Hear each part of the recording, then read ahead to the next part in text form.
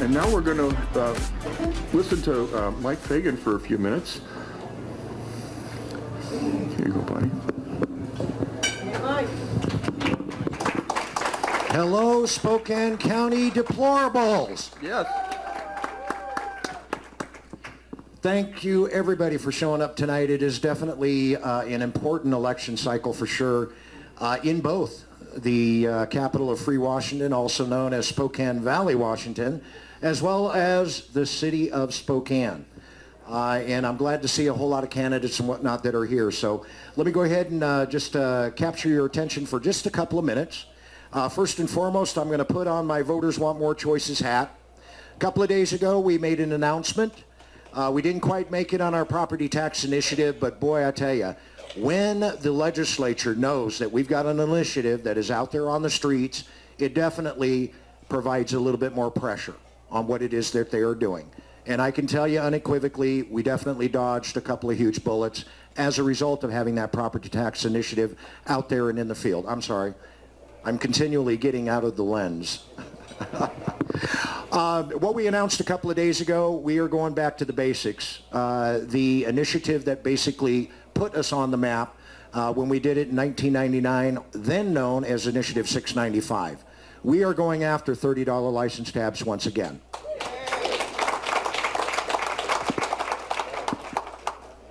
And we're doing this primarily based on the fact that, as you folks well know, Sound Transit foisted up a huge boondoggle on the ballots over on the west side. They got the people to vote for it. Now these guys are saddled for years with a $54 billion Sound Transit light rail boondoggle. So we're going to go after the legislature with another $30 initiative. A $30 license tab initiative. All right, taking off that hat and putting on another hat. If you folks are aware, or if you folks are not aware, both myself and my co-host Tim Ben, standing out there in the window, we do a radio show Monday through Friday at 9 a.m. and 9 p.m. called Right Spokane Perspective. We've had the show there for going on 9 years now, guys. And we're doing really well. We're having a lot of fun, and it's a tremendous labor of love for us, but we enjoy doing it. We're going to continue bringing all of the local, state, national, and global type coverage to you. All right, take off that hat and put on another hat. All right. Councilmember Mike Fagan reporting for duty. All right, I'm going to issue a call to action. Very, very important, ladies and gentlemen, because Monday night at 6 p.m. in the basement of City Hall. Just be advised that we are renovating the council chambers. We've moved our council meetings to the council briefing center, which is right outside of the doors of the elevators. And what we are going to be deliberating and voting on Monday night is going to be an ordinance which now enshrines, encapsulates, and acknowledges and wholeheartedly accepts global warming and climate change in the city of Spokane. In the enabling preamble of the resolution, we're actually heaping laudatory comments on the IPCC, the UN, and things to that effect. One of the goals that we're establishing with the passing of that ordinance is we are now going to be targeting a reduction of 30% in our greenhouse gas emissions based on the 2005 goals that were established, and we're going to do this by the year 2030. So if you've got anything to say, you've got any opinion, you've got any real recent headline coverage that is now clearly unraveling the fake news called global warming and climate change, please come on down to the council chambers. We definitely like to hear from you. My advice would be to get there around 5, because I'm telling you, that chambers, the temporary chambers, is going to be full. So if you'd like to get a seat in that temporary chambers, I definitely get there as early as you possibly can. Now, even though I don't anticipate it coming before the council this Monday, I definitely anticipate it coming before the council the following Monday, and I believe that's going to be the 24th. And what I'm talking about, folks, is the Oil and Coal Train Initiative. Now, by municipal code, the council is only empowered to act several different ways. And in my estimation, we're looking at a vote of 6-1 to put this thing on the ballot. So we already know that it is in violation of the Constitution on multiple fronts. But as we just saw in the city of Seattle on Monday night, the city council over there, by a 9-0 unanimous vote, now has implemented a very costly income tax, citywide income tax. You know, it seems those guys that are with the Indivisible movement, the Viva la Resistance movement, things to that effect, they're throwing all the caution to the wind, and they want the courts to basically generate the legislation that we're going to have to abide by and live under. And that's not the way government is supposed to work. So, the last thing that I wanted to say, even though you probably have already heard that the Center for Justice, as well as a couple of other community organizations in the city of Spokane, have come together and they filed a lawsuit to remove the Sanctuary City ballot measure off of this November's ballot. They have not been successful up to this point. So that particular initiative is still on the ballot, and in my estimation, we will get an opportunity as citizens in the city of Spokane to vote on whether or not we want to be a sanctuary city. Any questions? Sir.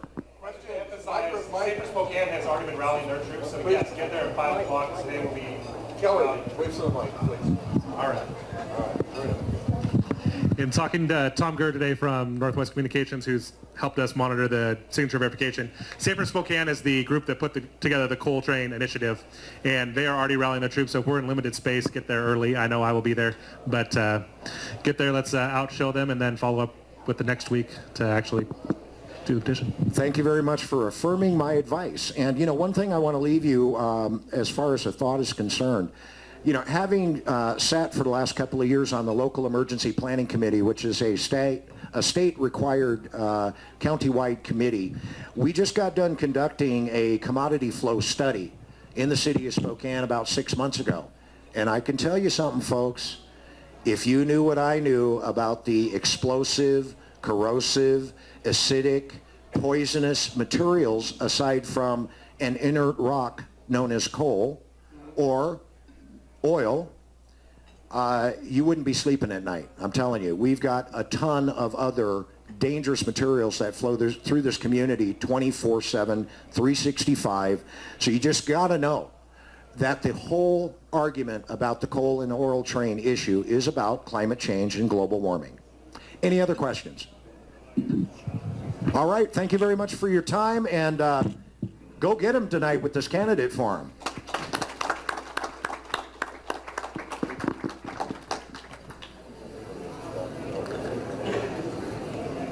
Okay. I got the, yeah, we're good. We're good. Good. Well, good evening, everyone. Thanks for coming tonight, taking time out of a beautiful summer day, summer evening, and coming out to hear what the candidates have to say. I believe tomorrow the ballots are going to drop for the primary, so it's an important day and to make sure you get some information before you go out and make those decisions. Just wanted to spend a little bit of time talking about the rules for tonight. For the candidates, we're going to have an intro. We're going to have an intro for up to 3 minutes. And answer to any question can only be 2 minutes. And your close will be for 1 minute, so it's 3, 2, 1. For those of you concerned about timing, we have a nice little clock right up here that's a countdown timer, and we'll let you know when your time is up. If you go over it, we're going to hit a bell, and if you continue to talk, we're going to shut your mic off. And we don't want to do that because we're rude, but we have a lot of people that want to talk to you tonight. We want to make sure we get to everybody, so please help us honor that. Same thing goes for the audience. If time permits, we're going to have the audience answer questions. If you notice on your table, there's some cards out there and pens.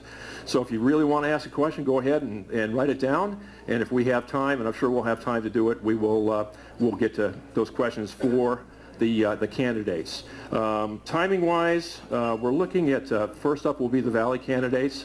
And as we call your name up, we'd like you to sit from stage right to left. Yeah, how about Or audience. Did you want Jacqueline? That's good. She's going to be second. Okay. Yeah. Okay, you can change it any way you want. Okay, that's the way it's supposed to be. We had a little bit of a change up today, so we're just still coordinating.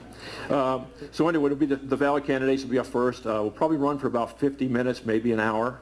And then after that, we have Jacqueline Maycumber from the 7th District. I believe she's the only person from the 7th here tonight, so we want to get her up sort of early so that she can get back up to Republic maybe before the sun goes down or maybe before the sun comes up tomorrow. So anyway, welcome. And then finally we'll finish up with the Spokane City Council candidates.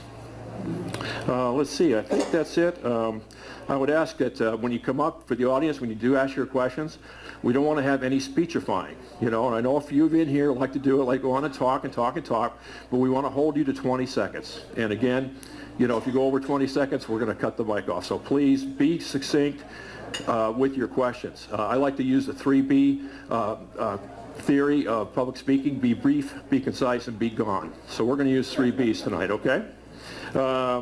And let's see. So I mentioned about the cards and pens on the table. The only other thing I would ask is to please be respectful.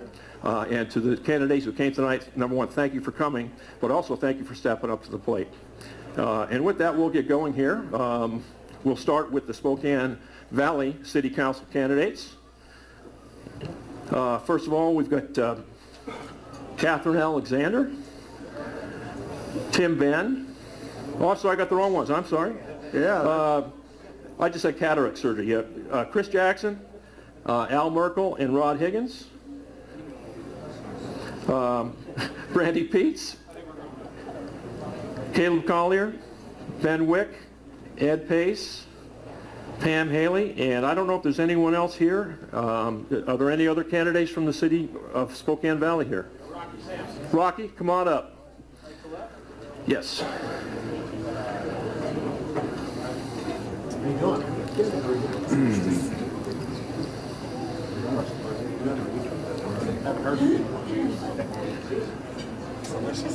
Yeah, Rod?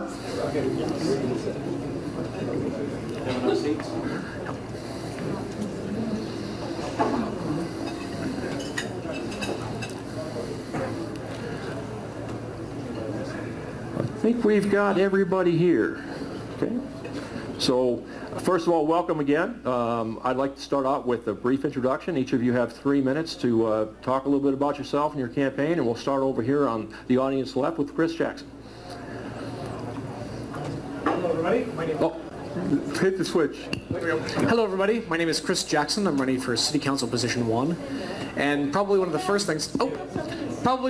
things that you should know about me is my commitment to community service and my commitment to education. Sorry, is that better?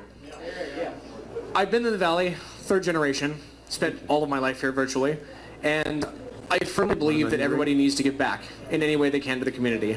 I've been teaching swimming lessons for the past 12 years out of the family pool, making sure kids know how to swim. And I've done a consistent commitment to my own education and the education of others. So I have recently submitted my PhD in social psychology. Debt-free, hooray! But I want to bring those sorts of lessons to fiscal responsibility to the council where I can. And one of the things that sort of got me into the race was a lot of the things that have been happening that I didn't quite agree with. The first one was the initiative or the desire to put the 6% tax increase on the ballot for the utilities on the November 8th election day. And the reason this was upsetting is because it was done on election night, which was already a weird night to begin with. But even if we accept the words at face value and say that this was just a chance for the citizens to gripe and to get their frustrations out, I also consider that ineffective leadership, because I don't think that's what people in the city want, to have to come to a meeting and voice negative criticism of these things when they're coming up. So I don't want to be putting time and effort into things that people don't want, which includes substantial tax increases. One of the other things that I want to mention, I've also been a pretty strong opponent of the health care that the city council members get. One of the things you notice is that we're part-time employees volunteering our services to the community, so I don't think we deserve benefits for that service. I think that we should be looking for other ways to put that money into good use. And finally, if we talk about the things that I really want to look towards moving forward, I have a sneaking suspicion that the more people we have participating at the local level, the better our city council is going to be.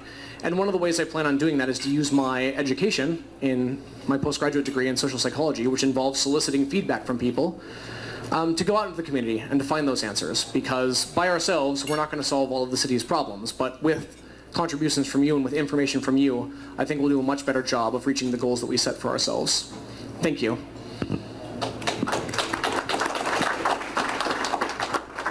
Go ahead, Al. Hey folks, Al Merkel. Nope. Here? No. Back up a little bit. Good. Hey folks, Al Merkel here. Running for position 1. No. So, I really just want to bring common sense back to the city council. I want to represent, data-driven, common sense decisions. Stop making politically driven decisions and really come back to what your city council is supposed to focus on, and not focus on the other issues that aren't really the purview of the city council. The way I kind of see it, we've got two sorts of visions of the future that are being represented tonight. We've got kind of the incumbents vision, which is steady pace towards roads that need maintenance. In 1 year we have an $800,000 deficit approximately coming up. We've got a jobs and retail sales base that isn't increasing as quickly as population's increasing. And we're a sales tax state, so we have to remember that. We've got our tax base, the money that we have that goes to fix roads, goes to fix public utilities, comes from sales tax. So we need to focus on that economic development. Now, my opponents have talked a little bit about economic development, but that's what my job has been for 10 years. I worked overseas for the State Department, working on economic development programs, delivering jobs and delivering sales growth, retail growth, agricultural growth, and I want to use that expertise right here at home rather than overseas. I want to try and help us with that information. And it shouldn't cost the citizens anything, because realistically it's just a viewpoint on leadership. It's just understanding what creates those things. So I'd like to advocate for that vision of the future, the vision where our population is more or less stable in comparison to our retail sales growth, which is where our taxes come, which will give us, that tax base that we need to maintain municipalities, maintain streets, maintain everything that we need to maintain here, without digging into debt as the current city has done with the city hall. So that's really all I'm trying to get, and I look forward to your what I'm sure are going to be really tough questions. Thanks, guys.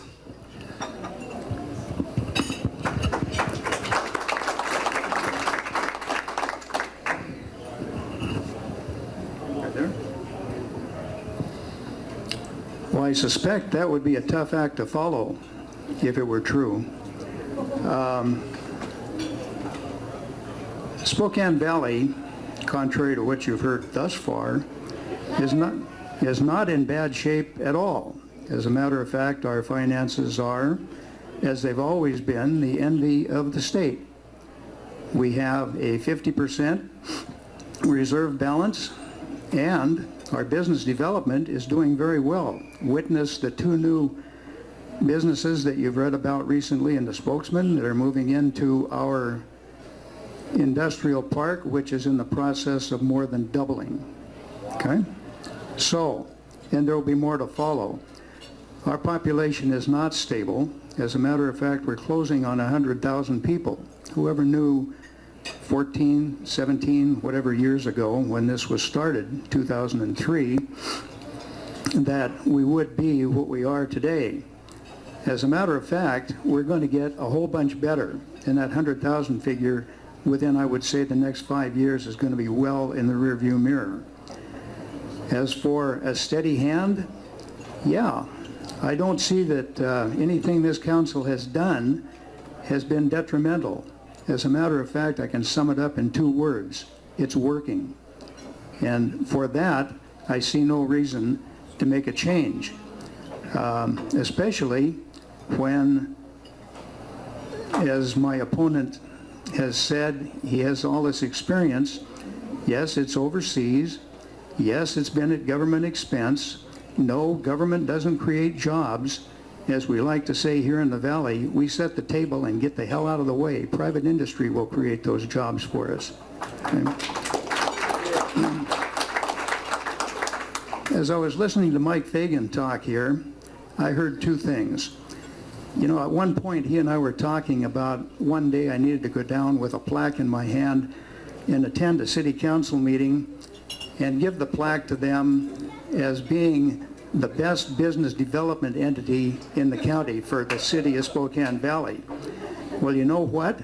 This afternoon I got an email when they heard about what was going on in Seattle, and I think that we might just start putting ads over there. Hey, come on over. We won't tax the hell out of you, and you can live here, and we won't be boring holes in the ground that are going to cost you a whole bunch of money either. With that, thank you.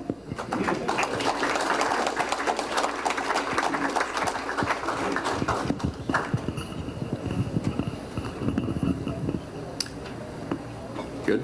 All right. Hello, everyone. I'm Caleb Collier, and I have the distinct honor of serving in your city council for those of you that live in the Valley. And I say honor because it really is an honor to me. It's a privilege. I find that that's what drew me into this position, was that I really desired to serve my community. A little bit about myself. I'm currently a postman, so I doorbell naturally. should work out pretty well for me there. My beautiful wife is over in the corner there. She can wave at everyone. We have 5 children, all out here in the Valley. We live out in Ponderosa. Kids attend the schools. We attend the libraries. We attend the parks. We love this city, and we wanted to make this city our home. And so that's another reason why it makes it real easy for me to serve. As you can imagine, working full-time for the post office, being a father of 5, and working for the city council, I'm going to have to disagree with Chris on this one. It's not a part-time job, which my wife can certainly attest to.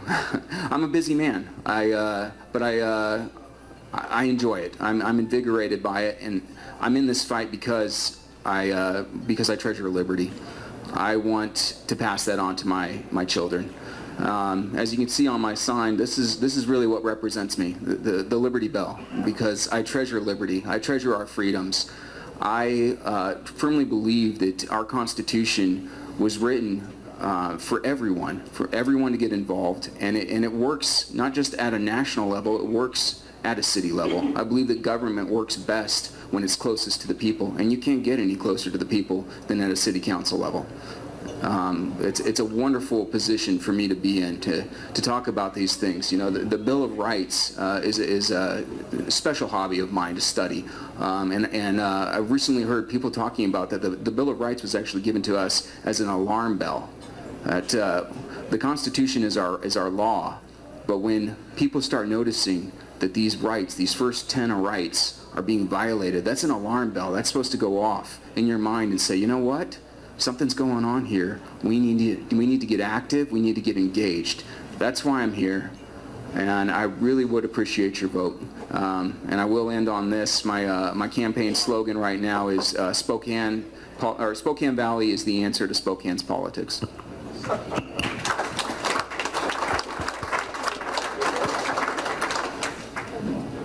I'm in a good spot here, sorry. Okay. So, hello everybody, my name is Ben Wick. I'm running for Spokane Valley City Council position number 4. A little bit about myself. I was actually born and raised in the city of Spokane Valley. 4th generation, so my great-grandfather actually had a dairy farm where Sprague 990 is now.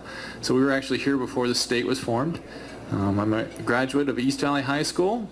Went on to college to Eastern Washington University, got a degree in computer science. Commuted back and forth between the Valley and Cheney every day. Really looked forward to not having that long commute, and got a job out at Goodrich Aerospace. If anybody knows where that's at, it's 1 exit closer. So I was like, all right, I get to not have to do that commute anymore, and I made it 1 exit closer. So I worked for Goodrich Aerospace as their IT person for them. I actually traveled around to a number of different cities and locations with them. Worked there for 10 years, and then when they sold out to United Technologies, I'm now the IT manager out at Spokane Industries, which is a family-owned steel foundry here in the industrial park. They're actually the oldest tenant in the industrial park, so great company out there. I was actually also served on the city council before, so I'm actually going for not re-election, but coming back. I lost my re-election campaign by 90 votes, or about 1%. But when I was on the city council, my focus was on transportation. And when that was really one of my passions that I had on there. So I actually served on the Regional Transportation Council and chaired that board, where we solicited grants and tried to find funding for projects to improve our roads and maintenance programs here in the city of Spokane Valley. And that, to me, is one of our top priorities as a city. So we need to fund and prioritize funding for our infrastructure and roads program. So that is still one of my big ones. I'm also a member of the Valley Kiwanis Club, where we serve the children of the community, trying to find more and more support systems and things of that nature. Also, while on the city government, I was helping do the economic development system. We actually started an ad hoc committee while I was on the city council. It was the first time we kind of launched our economic development efforts and helped start that as well. I guess just wanted to introduce myself and tell you a little bit about me. I'll have more information coming, but thank you all for letting us come here tonight.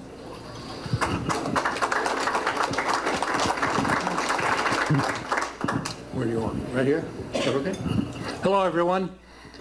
Thank you so much for being here, and Movie Night Grassroots folks, thank you for putting this on. I am Ed No New Taxes Pace. I currently serve on the City Council, proudly serving all 96,000 of our residences and all 10,000 businesses of the capital of free Washington, also known as the city of Spokane Valley. I am a husband of over 44 years, married to a legal immigrant who later became an American citizen. I'm a father of 4, grandfather of 6, Eagle Scout, Vietnam veteran, former Hewlett-Packard production supervisor, and now a second career conservative Lutheran pastor. And I serve as pastor of First Lutheran Church in Spirit Lake, Idaho. My campaign focuses on things that we've started that have been going on in the city council that I want to help continue. No new taxes, and that's a commitment I made when I got elected 4 years ago. No new taxes, no tax increase. I've stuck with it. The second is safe, smooth streets without raising taxes. Zero tolerance for crime in our city. No government secrets, and thriving city economy. And as our mayor said, as Rod Higgins said, the city of Spokane Valley is something to be proud of. We're at an all-time high. We haven't raised property taxes for 9 years. We're not one of the cities that's whining about increasing the lid on how much we can raise them, because we don't want to raise them at all. Our spending from 2016 to 2017 was at 1%. That's 2% less than the inflation rate. We've got greater than 50% cash reserves. Above that 50%, we have a $3 million surplus that we're going to invest back into capital improvement projects that will enhance economic development. Our credit rating has been raised twice in 2 years. We've got a lot going. And so what I'm going to ask you for is voting for all 5 of us, keeping all 5. Re-elect Rod Higgins and me, retain Caleb Collier, Pam Haley, and Mike Munch. Thank you.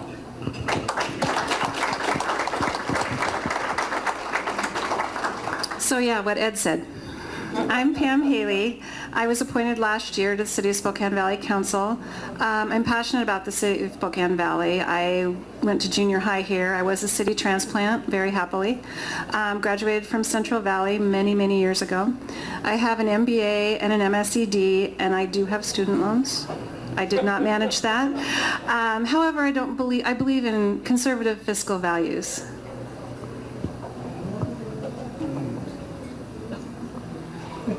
Misread that, sorry.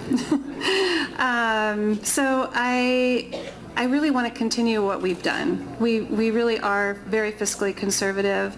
I want to stay that way. Our budget is like $40 million compared to the city's, which is close to $1 billion, I believe, isn't it? I mean, and we have 100,000 people. We don't have that much less than they do. I don't want to turn into the city of Spokane. I want us to keep our values the way they are. We have managed to still continue on bridging the valley, which I think is really important. That's one of my focuses. Right now, you know, if you have an ambulance on the other side of the train, good luck. So I want to make sure that we're able to get back and forth, and the same with people going back and forth. That will allow more development in areas that people haven't been wanting to develop because the population is already enough that it's put a strain on our roads. So I definitely want to work on that. Public safety, I would like to work on that as well. We're having a hard time retaining and recruiting officers, and it's a national problem. It's not a local problem. I would like to look into maybe possibly giving some kind of a bonus for a transfer, for a lateral transfer, or something to encourage people to come to the city of Spokane Valley. We have a lot of things going for us. Our crime rate is not super high. They have kind of the option with the Sheriff's Department of working in either an urban or a suburban area. They have a lot of options here. They can take their car home, which I've heard is really a big deal. So we do have things there. Smooth roads, we definitely need to look at where we are, but we can't decide how we're going to spend the money till we actually know where our roads are, and I'm not sure our figures are right. So we're working on getting those. And then economic development, which again, bridging the valley is going to help that. Doing some things like we've done to open up industrial park, with working with the county to put sewer and water in so that businesses can actually just come in and build. They don't have to worry about all those things. Those are the kind of things I want to continue. And like I said, I am passionate about the city of Spokane Valley, and I really would love your vote. Thank you.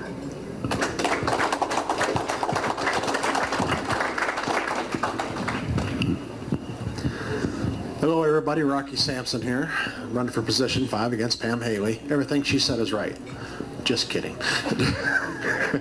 That's the last thing you would have heard out of me, right? I'm running for city council. Well, let me give you a little background. I'm not from here. I came here 3 years ago. My daughter was absconded from another state back east. So I came back here from the East Coast, and I fought custody. I have my daughter now. Sorry, guys. I have my daughter now, and we're happy, and I love this city, and I'm going to stay here probably for the rest of my life. So there's a lot of things that I have learned from living back east that I hope to be able to bring here. No new taxes doesn't work, folks, as far as I'm concerned. I know some of you may not agree with me. It's my opinion. We have good roads here. Current city council is right, but with being state regulated, the city of Spokane is not state regulated, but with us being state regulated, that actually hurts us, because that money, the funding, could go into the city versus going to the state. Getting a lot of feedback. Oh, okay.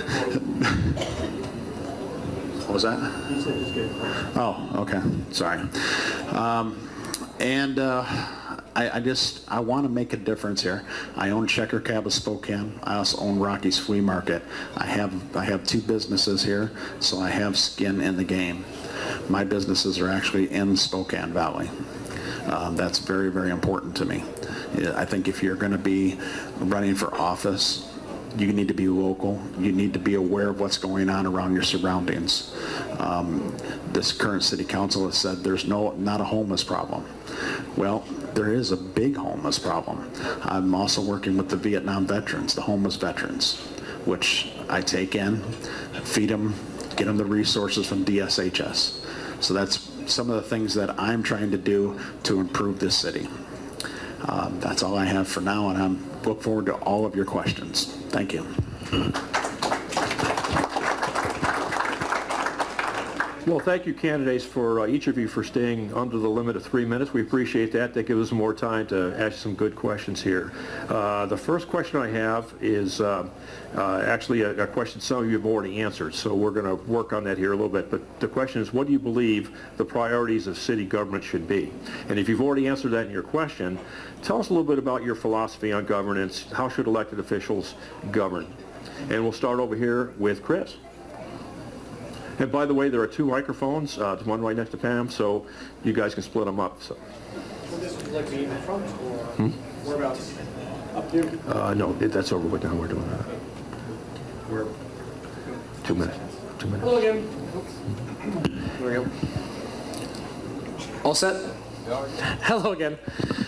The first question pertains to priorities, and one of the things that I think should be definite priorities is getting all of the things that make people feel safe and comfortable in an environment underway.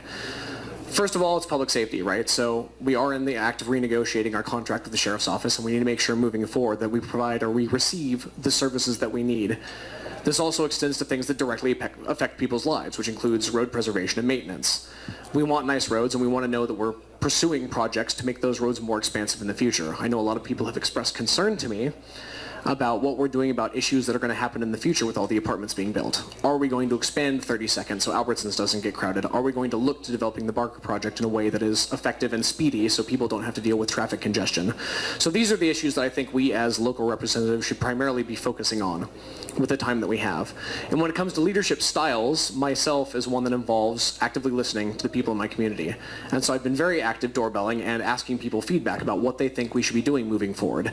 And I think that this is actually where government should be going, because currently we've been operating with a fairly old system that needs to adapt to new means of technology. And that doesn't mean that we should be going to people and soliciting feedback, because it's nice to say you can come to a council meeting and voice your opinions, but what we find is that life tends to get in the way for people. You have families, you have other commitments. It gets hard to do that. So we need to look for methods that get people involved by going to them. And I think that's the best way that we're going to tap all of this untapped talent that we have in Spokane Valley so they can bring those ideas forth. And if we look for ways to do that, it's going to be a much better place to live. Thank you.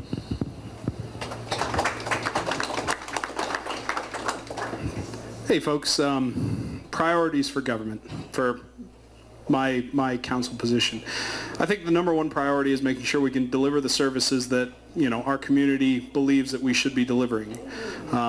Whatever those services might be. I also agree that we shouldn't be raising taxes. I agree with Mr. Pace that we shouldn't be raising taxes, but that position comes at the point that the community has to agree on what services the community wants, and they have to agree to pay for those services, at the cost that they need. I would like to bring in that I'm a contracting expert, and in that regard, there are some changes that we could make to the city government's contracting procedure that would save us money, and bring in efficiency, and I think that's important. So delivering services, number one. Number two is really looking at economic development and bringing in jobs as much as we possibly can. And Mr. Higgins is right. Government doesn't create jobs. Businesses create jobs. But government has to be friendly to those businesses. Government has to help those businesses in figuring out what ways they can protect their business, what way they can mitigate risk, educating them, bringing them together, and bringing the community together to really figure out what are good businesses to foster. And a lot of that has to do with comparing with other cities. What are they doing? What are they looking at? What are the businesses that are doing well? What businesses are out in the market? We need to market to them. And third is to just, present trust. We just need to make data-driven decisions. And that just means talking to citizens openly about what they're looking for and collecting information as much as possible and using that information to make decisions that are transparent rather than dogmatic. So that's my answer.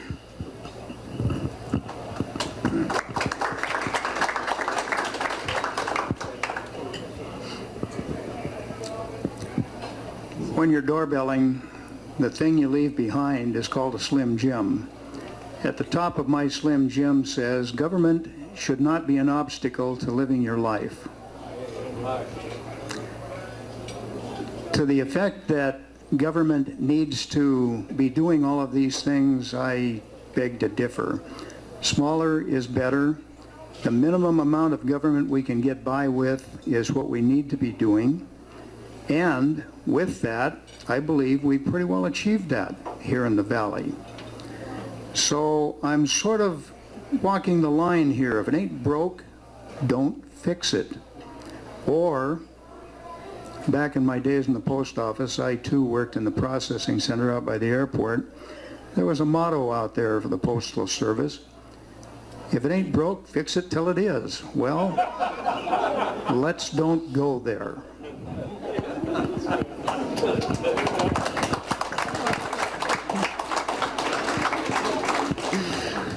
I certainly can attest to the bureaucratic nature of the post office. It's quite a frustration.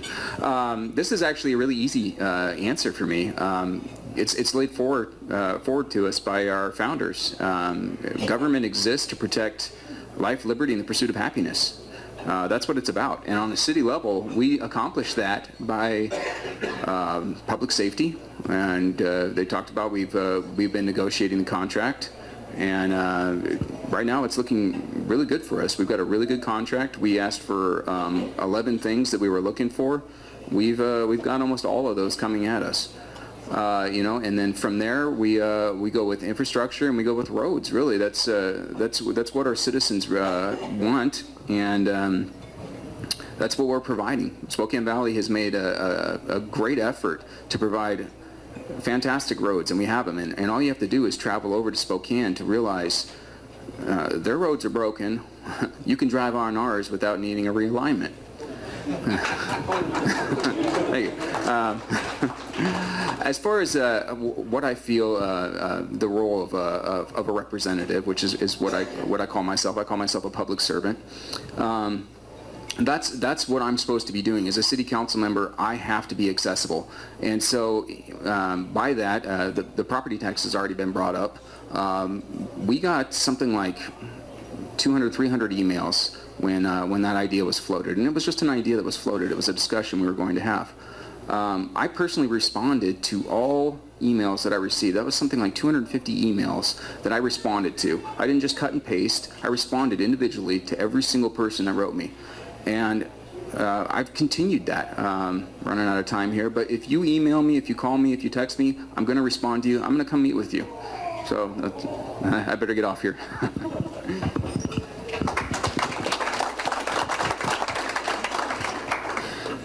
In my mind, the number one priority for the city is to be a safe city. If we don't have a safe city, then nothing else really matters. So the top priority in my mind is public safety. Number two in my mind is open and honest government. We need to have a transparent and informed citizenry and be open with everybody what's going on in the city. Also, we need to have prioritize funding for infrastructure. We had a great opportunity here in the city of Spokane Valley. When we did the sewering, or when the county started the sewering, and when our first councils, we did full width paving of our roads. And that gave us a great asset or starting point for our infrastructure and roads. Unfortunately, we haven't been funding the maintenance of those roads. So each year our roads are deteriorating beyond repair. And so we have not been maintaining our roads. We need to prioritize the funding for that and make that happen. As well as we need to keep our efficiencies going. We need to be public service and customer service and economic development. And then the last one is protecting our neighborhoods. We need to preserve that kind of way of life. We've done a lot. You see a lot of development of apartments, multifamily housing, and we need to also be able to protect some of those quality of life and more of the farm styles, which is our heritage. We were an orchard. We had large animals and livestock here in the valley. I think that's something that we need to protect as well. So that's the priorities in my mind of the city council. And our role as a city council member is more of a facilitator.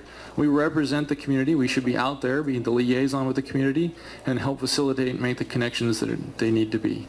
So whether you need a service from the city government or somebody from the county or state, or maybe even a nonprofit, we're trying to help bridge the connection and make those things possible. Thank you.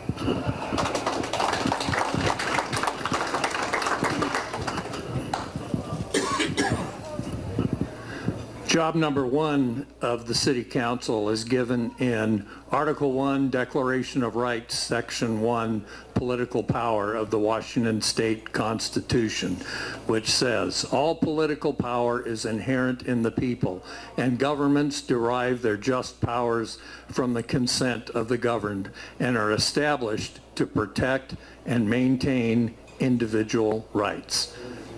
That's City Council's job. But in doing that, we collect tax money from y'all, and we use it for your priorities, which is 1, public safety, as you've heard. Number 2, street maintenance. Number 3, pavement preservation. Number 4, infrastructure development. And number 5, economic growth, so that we can grow into developing our infrastructure and maintaining our pavement, preserving our pavement quality. Style, I've been totally open. I give out my phone number all the time, 570-4394. Call me. I hold many office hours or many town halls, most Wednesdays at 9 a.m. at the U-City McDonald's, most Fridays 9 a.m. at Forza on Sullivan and 4th, and most Saturdays 8 a.m. with what I call the Old Farts Coffee Group, these guys sitting up here most Saturdays. So drop on by, give me a call, or email me, epace@SpokaneValley.org. Thank you. I'm going to take this one so I don't trip over the other one. So I think I said in what I was talking before, smooth roads, public safety first, smooth roads, and economic development. But I would like to address our homeless problem in the city of Spokane Valley.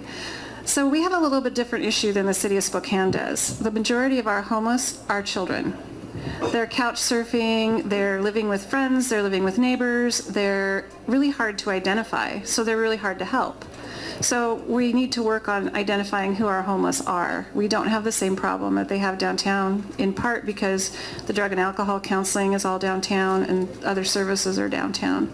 As far as being transparent and open, I will tell you anything you want to know. I give my phone number out too.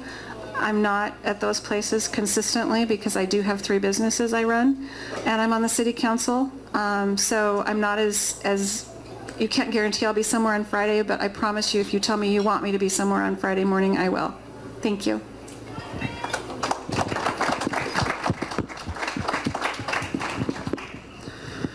She's wrong about the homeless problem. The homeless problem is the same as it is in Spokane. I have a business at 205 South Pines, and just up the road, 1 block over, is a homeless camp. So it's the same problem as what it is in Spokane. How I think that we should go about governing is that we need to help our businesses grow.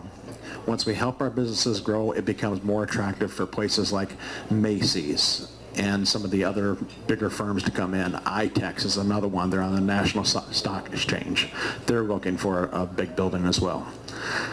Some of our businesses, like the cab companies, and the reason why I ran for office, went to city council and said we need help with Uber and Lyft. We got no response. Uber and Lyft is a problem. It is a public safety issue because these people are not safe getting in these cars with no insurance and no licensing. That is one of the main reasons why I ran, because I never got a response other than from Caleb. Caleb was the only one that responded back to me. Our downtown, I think we need to have a downtown. That's one of my projects that I want to have. And I think that it should be built around the current city hall that's being built. And then we can grow from there. We can get some of these big businesses. We can get some of these high rises that need to be in Spokane Valley. And some of you may not agree, but I just think for us to grow, and we're growing at a rapid pace here. We have all these apartments around here. And we're going to be at 150,000 before you know it. Thank you.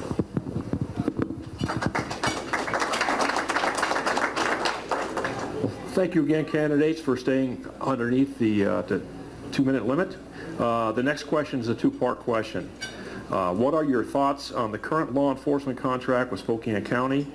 And the second part of the question, are you in favor or opposed to police oversight? Please explain. And we'll start with Chris.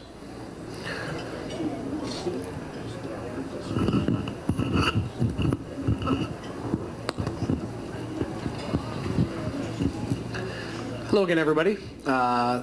Chris Jackson.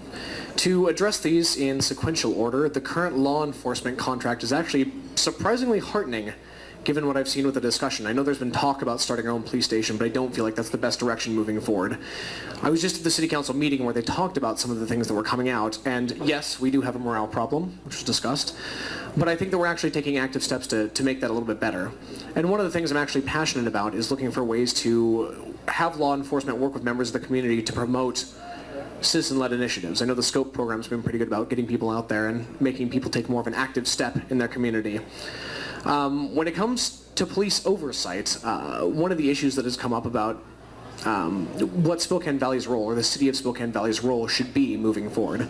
And when we talk about the issue of having our own police department that we have direct control of, one of the things that I take issue with is the idea of liability. So one of the problems with trying to move in that direction is that we, to a certain extent, become liable for things that happen in that. And currently, right now, we don't have that problem. And that's why I want to stick with the contract we have now, because I think that we should be having a dialogue with the people that we're contracting our services to. And the cool thing about this is if you don't like the direction the sheriff's going, it's an elected position. So we do have the ability to change the head of that at any point in time with citizen-led initiatives. Thank you.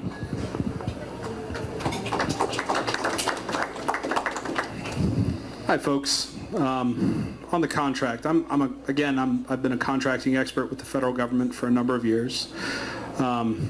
Just to be clear, I love contracts. I believe in the open market. I think contracts are the instrument of that open market. That's how we do business in the United States of America. And I think it's great that we're set up as a contract city.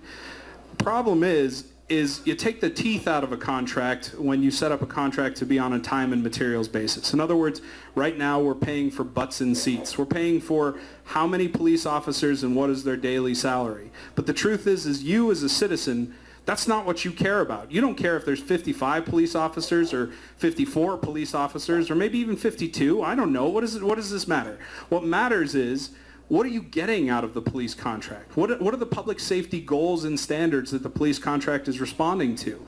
And truthfully, that's where that payment needs to be. We need to use incentives to pay the contract in a way that delivers results. So going forward, this really controls our cost problem too, because it's hard for the sheriff to come back and say, we need continually growing costs if you attribute performance to what you pay for on that contract.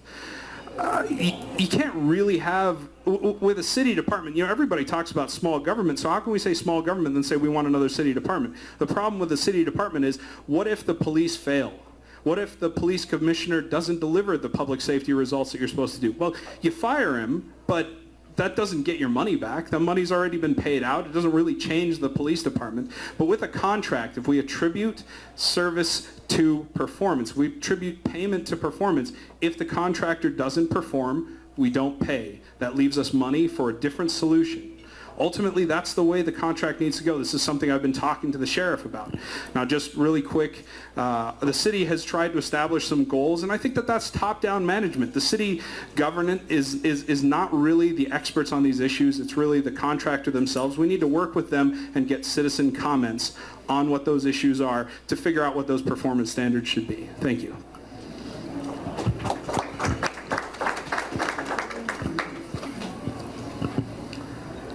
We seem to be laboring under a misconception here, and that is that we have much more control over this contract than we have. Understand that the sheriff's department works under a union contract, and to the extent that yes, we can offer things and no, we can't do some things, is all subject to collective bargaining at the county level. Okay? So with that in mind, we are, I think, in a really good position. What we were looking for in negotiating this last contract was to set up an identity for our police department. Now, there's been an inference that we are looking to set up our own police department. Well, do you really think we'd have done that? And we negotiated a 5-year contract, which we're probably in the process in the very near future of approving. It's a 5-year contract with a 2-year rolling notice after 3 years of the contract has been in effect. That doesn't sound like that we're going to do our own police department, so let's get that off the table. In the meantime, we're talking about oversight. Well, there is an oversight group at the county level, and there has been the thought, at least the inference, that that is not a totally independent group. Whether it is or not, don't know, but I do know that there has been a strong urge for us to have our own police department here in the valley. So it's an open thing. It hasn't been open for discussion yet. It has been in the past. It has not been reopened, but it might be. Thank you.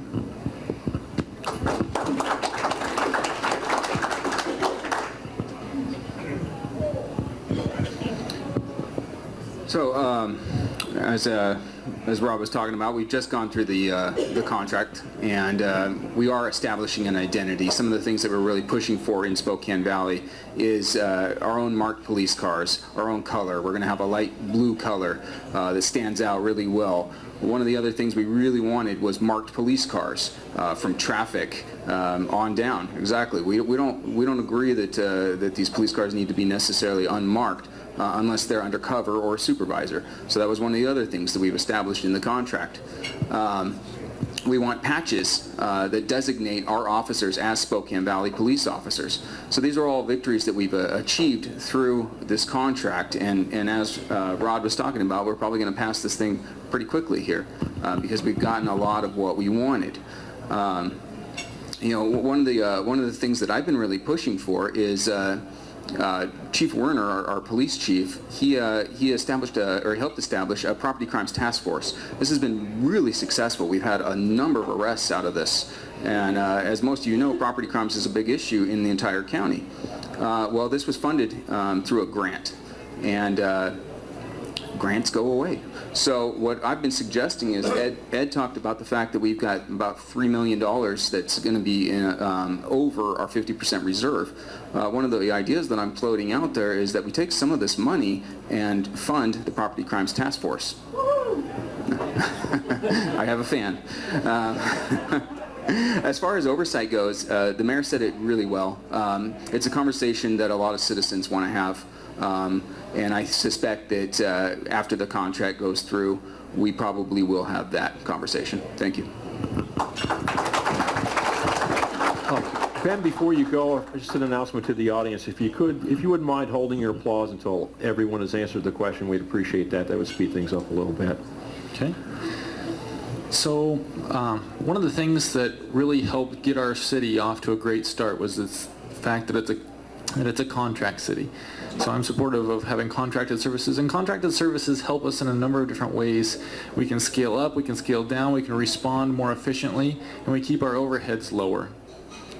With the sheriff's contract, or policing contract, I should say, it doesn't limit us. We actually have some flexibility in there as well. And one of the nice advantages that we've had, or recently when I was on the city council, is we actually created what's called a power shift.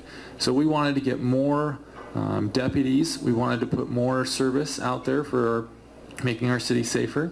And so we came up with, or actually our staff, in conjunction with the sheriff's office, came up with the idea, you know, maybe we should put more officers on duty when more calls come in. I mean, it seems pretty logical, and our contract allowed us to do that, and we established what's called the power shift. Now, unfortunately, the power shift hasn't been fully staffed, but that's something that we need to work on. But I think being a contract is something that we need, and that is the best way forward for us as a city.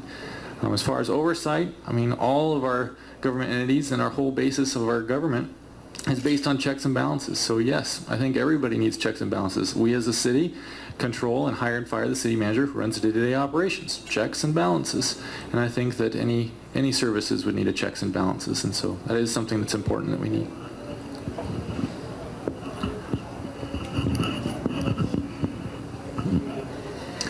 So first, the contract. We are a contract city. I think we all support that.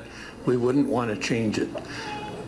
We do have a good contract that our staff and the county staff and the sheriff's office did an excellent job taking the goals that the city council developed and working them into a workable contract that's going to enhance our police services, enhance our city identity. That city identity goal didn't come from the council, it came from citizens in two ways. When we just redid our comprehensive plan, we got extensive citizen input. We had community meetings. One of the things that people brought up was they want a stronger identity as the city of Spokane Valley. It also came out the same way when our Valley Chamber of Commerce did their Big Five study. City identity was a big deal. That's why that's in the contract. One thing about contracts, though, it doesn't make sense if there's only one vendor all the time. That's not really a contract. There should be multiple vendors that bid. My long-term goal for the city, way out there, is to have multiple bidders, multiple qualified vendors for every single contract. The second part was oversight. I believe that every city, to get government close to the people, and because law enforcement is so important, it's a large percentage of our city budget, of our general fund. Every city should have a volunteer citizen oversight committee that's appointed by the city council and reports to the city council. It shouldn't report to the police chief. That's like having a dog overseeing the contents of the meat market. Doesn't work.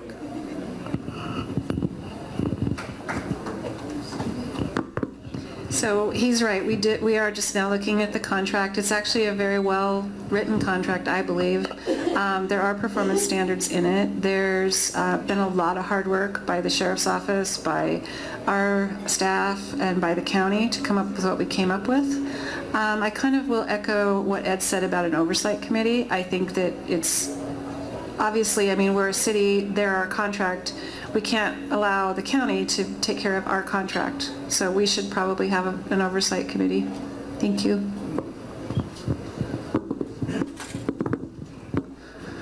Well, I had to leave the meeting early because my daughter was sick yesterday at the city council meeting, so I'm not really that informed of the contract. So I really can't speak that much upon it, other than I have talked to Chief Warner, and he has expressed the need for more officers. More officers mean better protection, and I'm kind of with him with the contract thing. I really think that we do need, we hire our own police, but one of the problems that I have with it is they are sheriffs. Every single one of them is deputized. So if they can go all over Spokane County, and wherever they're needed. So it could take away, if there's an urgent crime that's in Spokane Valley, from what we need. Thank you. Thank you, candidates. At this time, we're going to turn it over to the audience. We have a few minutes left. We'd like to give the audience the opportunity to ask some questions. And just to reiterate for the audience on timing, we'd like you to keep your comments to 20 seconds. Your questions to 20 seconds, I should say. Be respectful, no speechifying, and we'll try to get as many questions as we can in the time that we have available. The cards are in front of you, pens are on the desk, and runners, microphone runners are ready. We've got one here, and where's the other runner? Right over there in the back. So are there any questions from the audience? Can we ask you a question? Yes. Yeah, Good question. Please wait for the microphone so that it's on the video. Thank you. Okay, thank you very much. My name is Gene Strunk. I'm resident of the Valley. Question for Councilperson-elect Merkel. I looked at your website, and you are endorsed by a initiative group that promote you. And my question is this. You currently, sir, are in a gathering of Tea Party people. That's how this organization started. the initiative group that backs you blatantly in their website declare that the Tea Party people caused Donald Trump to be elected, and that the Tea Party people are cruel, malicious, racist, blah, blah, blah, blah, blah. Gene, could you get to the question, please? Yeah, the question is, do you still accept the endorsement of the initiative group that endorsed you?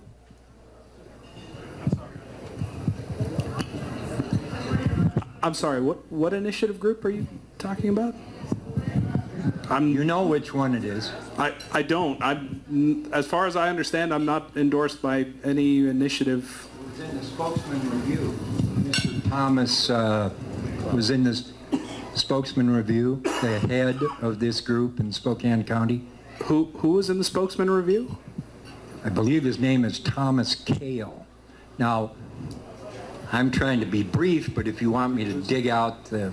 No, I'm being very honest with you. I'm not familiar with what group you're talking about. If you tell me the name of the group... The reason I asked you the question is this is a Tea Party group that were persecuted by the federal government, which you've been an employee of, and your father was an employee of, by the Internal Revenue Service, which are federal employees, and this group represents those people, and they endorse you. Do you disavow them? Let me just try and answer the first part. I don't endorse persecuting any group, not Tea Party, not any other group. As far as, again, I'm really being honest with you. I don't know what group you're talking about has come out to say that they endorse me. They haven't told me if they endorse me. I'm not kidding. I really don't know what group you're talking about. If somebody could just tell me what group that is, I'd be happy to respond better. I think that's a good answer, Al. Thank you very much. Okay. Thank you, Gene. Next question. Sorry, I really don't know. Next question.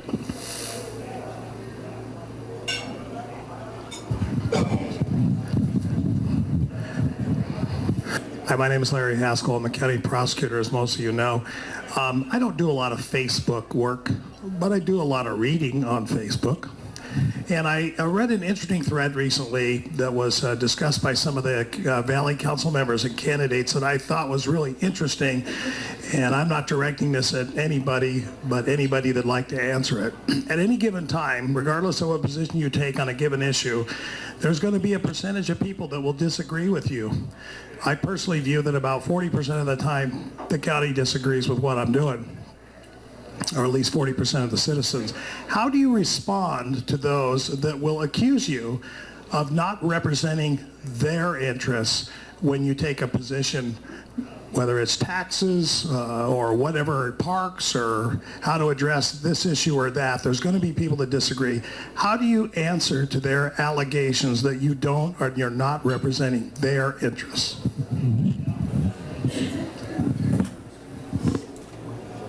Yes. Go ahead, Al. I'll answer that because I think that it nicely follows the last question that I just had.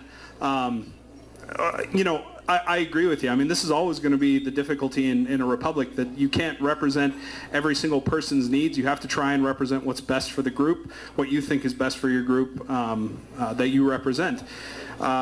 So the way that I handle that situation is twofold. One is, first I need to sit down with the person, and sir, I'd really love to talk to you after this meeting to really figure out what group you were talking about. But I have to sit down with the person and figure out exactly how and why they disagree with me. And you know, that's a conversation that needs to be teased out, and whether that's meeting with a group of people or meeting with an individual, in either case, our job as councilmen is to figure that out. But ultimately, our responsibility is to make the city function. And that really means that we have to use data-driven decision methods to come up with the best solution and present what we honestly think is the best solution. And anybody can attack that solution and present that it's not the best solution. And if they bring data to the table, if they bring ideas to the table that realistically would work better than whatever ideas I've come up with, I'm going to support those ideas. I'm ready to change my mind as long as somebody has a better idea, then they've got data for it. So that's how I respond.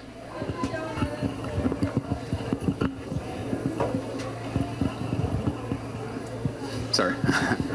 For me, I always judge everything off of the founding documents, and so I'm looking at, does it preserve life, liberty, pursuit of happiness, and the hierarchy to that. In other words, I can't infringe on your liberties in my pursuit of happiness. And so as long as the issue doesn't violate any of these rules, then we should have the conversation as representatives of the people. Now, that being said, none of us are nonpartisan. We can't be. It's impossible to be nonpartisan. You are going to fall somewhere on the political spectrum. I'm conservative. I'm proud of it. And so, you know, there are people out there in Spokane Valley that I'm not going to represent with my conservative ideology. But I will have the conversation with you. I will go meet with you. I will go sit down with you and talk with you. We may not agree, but at least we can be civil with each other. And that's the only way you really can address what Larry Haskell has brought forth.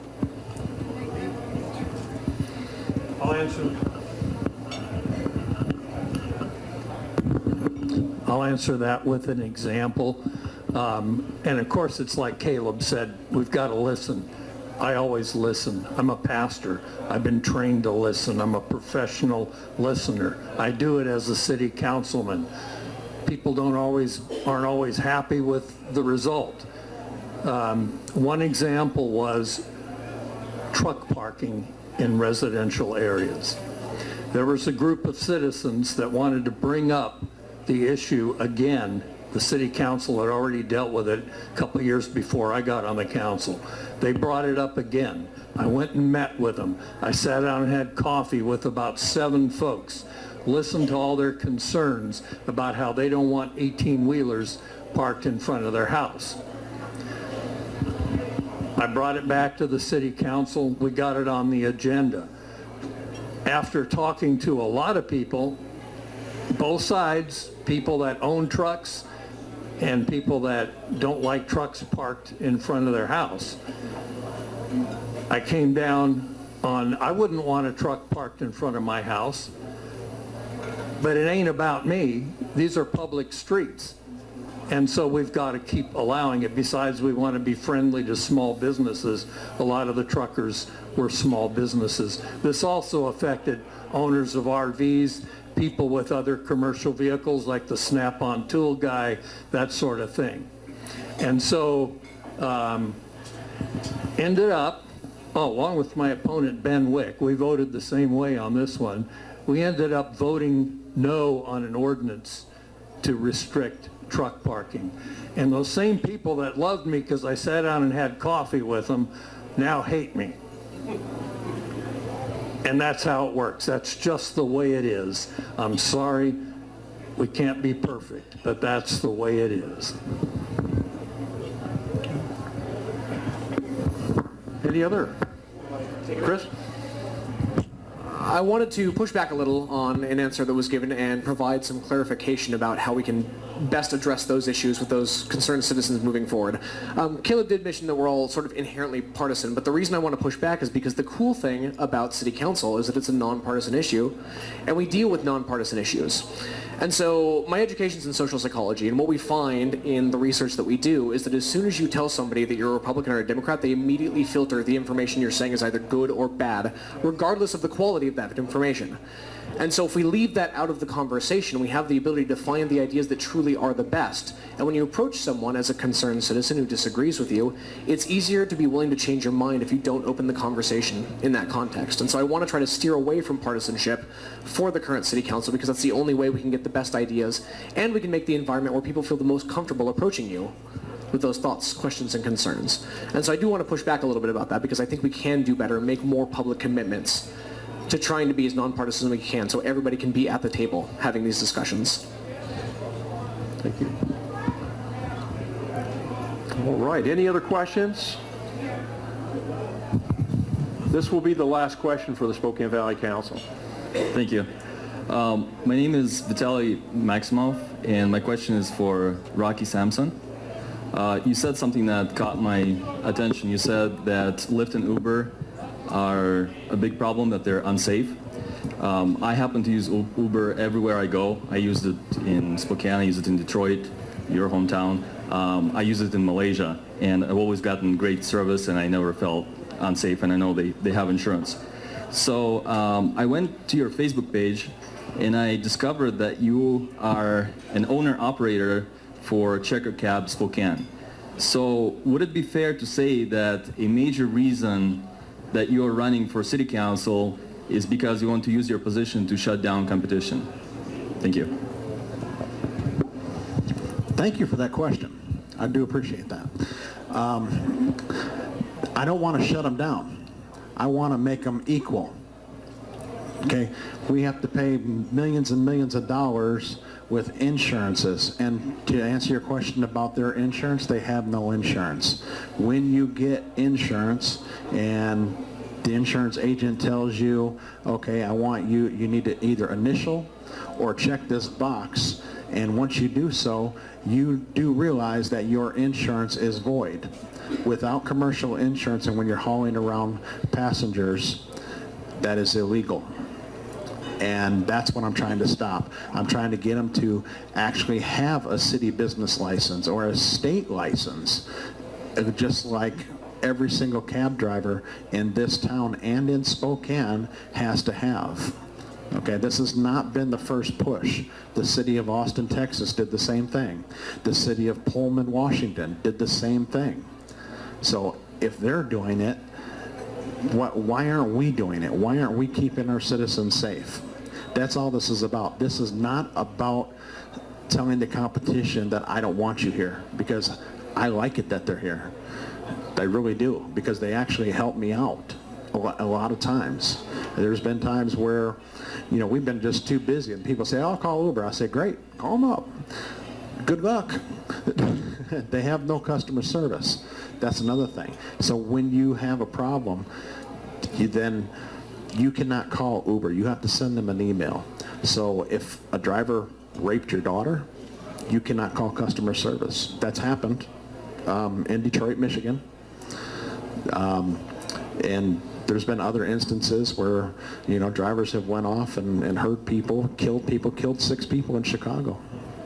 Thank you for your question, sir. I really do appreciate it. Okay. Thank you, and thank you to the Spokane Valley City Council candidates. We appreciate your time, and again, thank you for stepping up to the plate. Feel free to stick around. I'm sure people will have other questions for you at the conclusion, but thank you again for your time.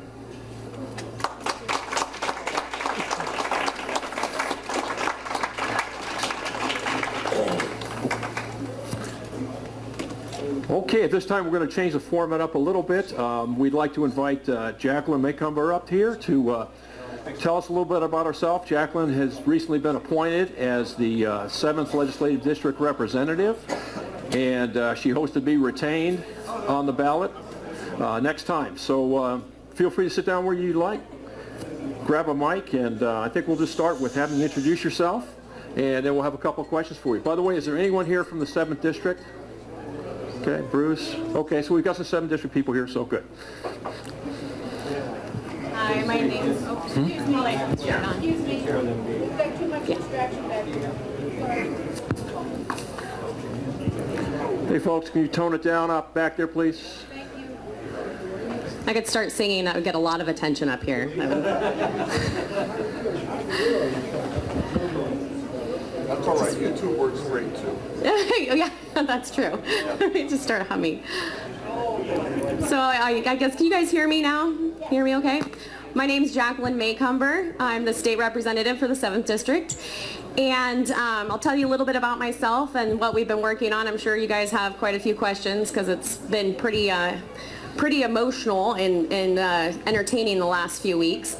I'm from Republic, Washington. I grew up there. I live on the Maycomber Ranch.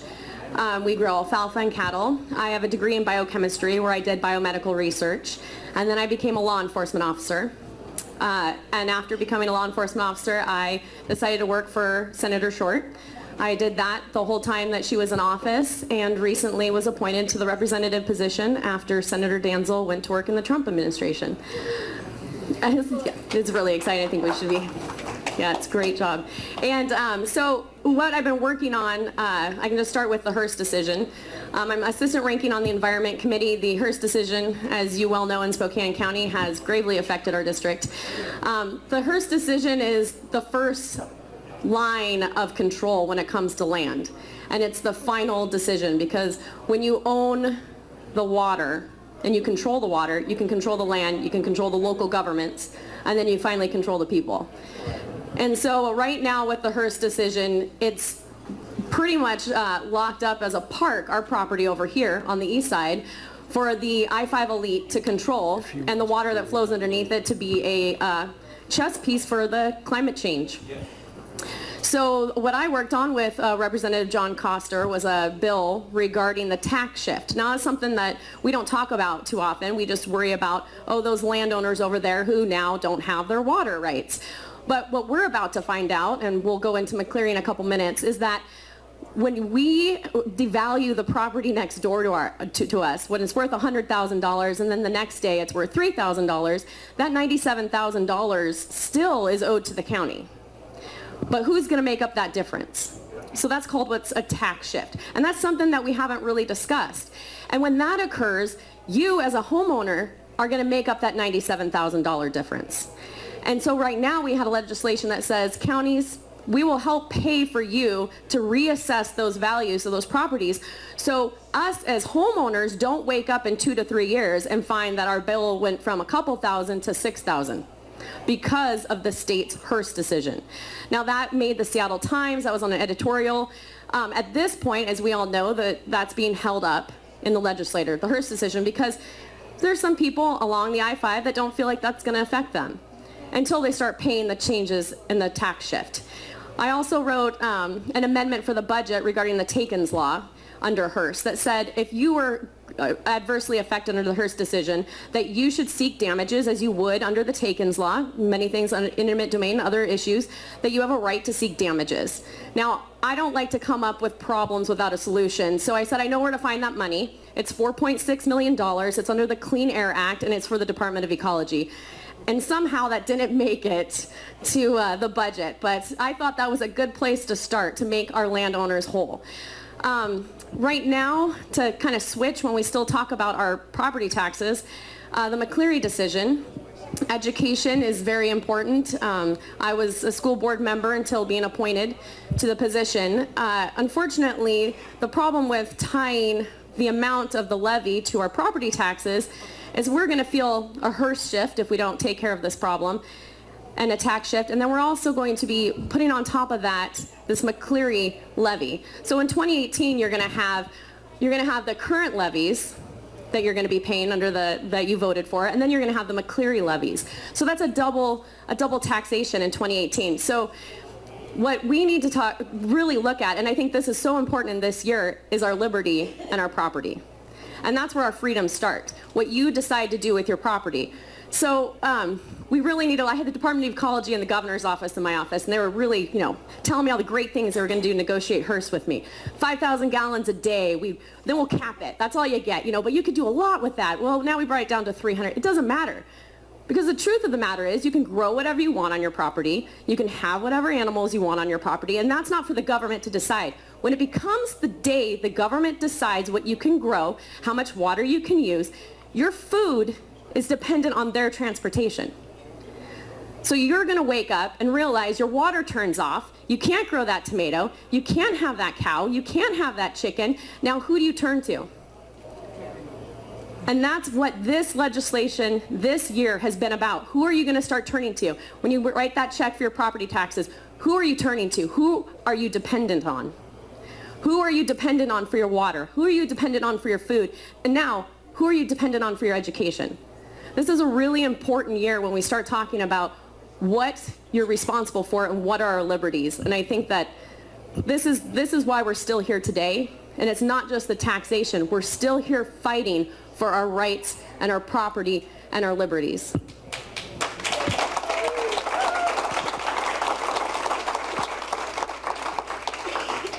And I'll be happy to take any questions because I'm sure you guys heard a lot.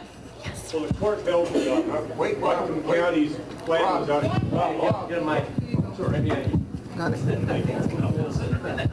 Okay, the court held that Whatcom County's plan was out of compliance. but didn't hold that Spokane County's plan was out of compliance, so shouldn't it just apply to Whatcom County and not Spokane County?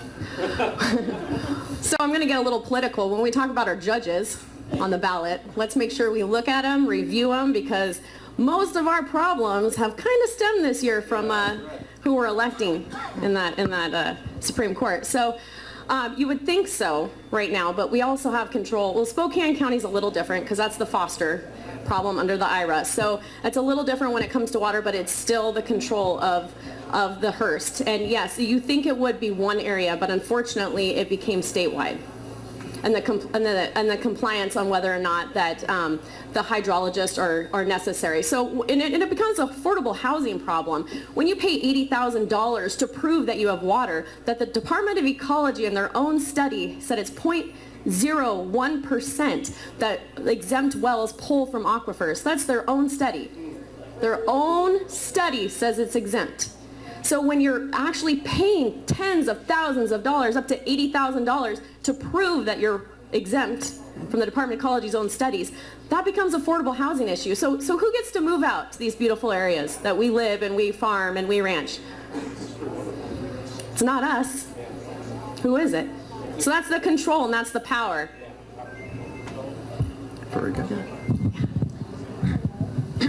Water used to be considered a natural resource, and now it's considered having rights. That's pretty bizarre.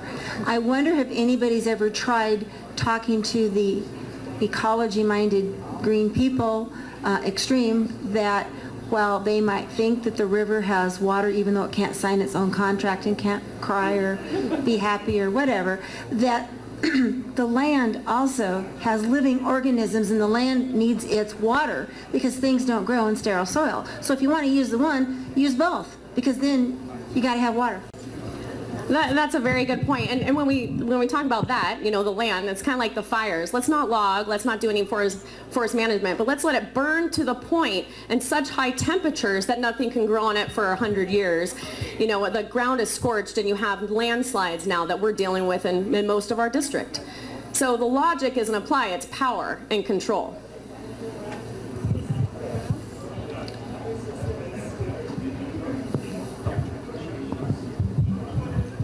Would a potential fix for the Hearst decision maybe be found with the United States Supreme Court to overturn the state court's decision on that? Well, I'm not involved with the United States Supreme Court, and I hope to never, ever be involved with the United States Supreme Court. But, we're hoping to do this fix this year. We're hoping to say, you know what, you don't get to use us as your chess piece to gain power and control over our land. And we're hoping to stop that now. And I mean, we got a couple other issues too when we talk about the B&O tax that was just vetoed by the governor. And we don't realize that when he vetoed, he line itemed that veto, it wasn't just lessening the B&O tax. What it did is it made other companies go, well, why am I going to settle here in Washington State when I'm going to be paying this level of B&O tax when I can go to Idaho? So what it really affected was Eastern Washington. And we can talk all day long that the governor's here for the environment, the governor's pro-environment, but when it comes down to it, if he was for the environment, he would want these manufacturers in the best state in the nation that has the highest environmental standards. And what state is that? Washington State. We hold our manufacturers to an extreme level, almost to the point of barely being able to function, and then we increase their B&O tax, and then we tell them, thank you for doing business and hiring our employees, right? Well, we need to relax that B&O tax, tell them to come in and say, please manufacture here, thank you for being such good, environmentalists, thank you for producing your product in Washington State where it doesn't have to transport across the world, across the ocean, from China, and say, thanks for hiring us and thanks for increasing our tax base. But the logic isn't applying. They would rather buy the product from China, claim environmentalism because it's not in their backyard, and then we don't have the jobs. So it's a double negative.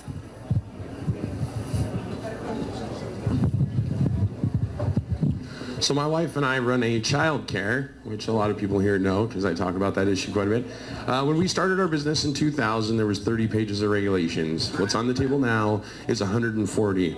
They want us going to water. One of the regulations among the mountain that are impossible to comply with because they violate each other is that we have to test the water, our licensor told us, not just coming into the house, but at each spigot the children get water from, okay? So this agency was created, Department of Early Learning, in 2006 to increase access to child care. They've shut down over half the industry. This year the legislature created yet another agency, a new one, to combine the Department of Early Learning, foster care, CPS, and juvenile criminal justice. Did the legislature not see the failure of DEL and that by making early learning combined with those other agencies to be a track for children? First early learning, then CPS, then foster care, then juvenile criminal justice. Absolutely. I think your first mistake is that you're a private enterprise. Under DEL, I think we all know that they're trying to move to public childcare, right? Public education, public childcare. So they're gonna, the best part about having their issues that contradict each other, it's who's in the mood to come and, inspect you at the day, right? Then you don't have any recourse. Thank you, large government, for coming in and telling me what I need to do and then contradict me the next day. So the problem is that you're private. They want to move everything to public. They want to control from birth, to death. And that's what's happening. And then they put in legislation for more funding on those public buildings, right? I'm sorry, I think the private sector can handle that. Thank you. So, McCleary actually is paying for the new child care people right now. On the mic. no, that's not McCleary. That's your property taxes. Right, but it's part of it. Yeah. So yeah, it is. It's a disappointment, and I voted against it. Thank you. Woo!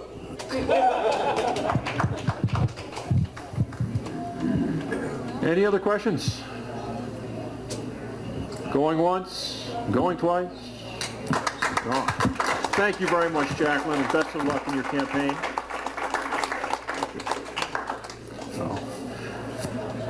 Okay, thank you. At this time, we're ready for the City of Spokane City Council. And again, just to reiterate some of the rules on timing, the introductions will be for 3 minutes, answers to questions will be for 2 minutes, and the close will be 1 minute. Let's see. We will probably have time for some questions from the audience. Remember, no speechifying, be respectful, and remember the 3 Bs. So with that, I'd like to ask the members of the City Council to come up, and we're going to seat from left to right in the order that I give here.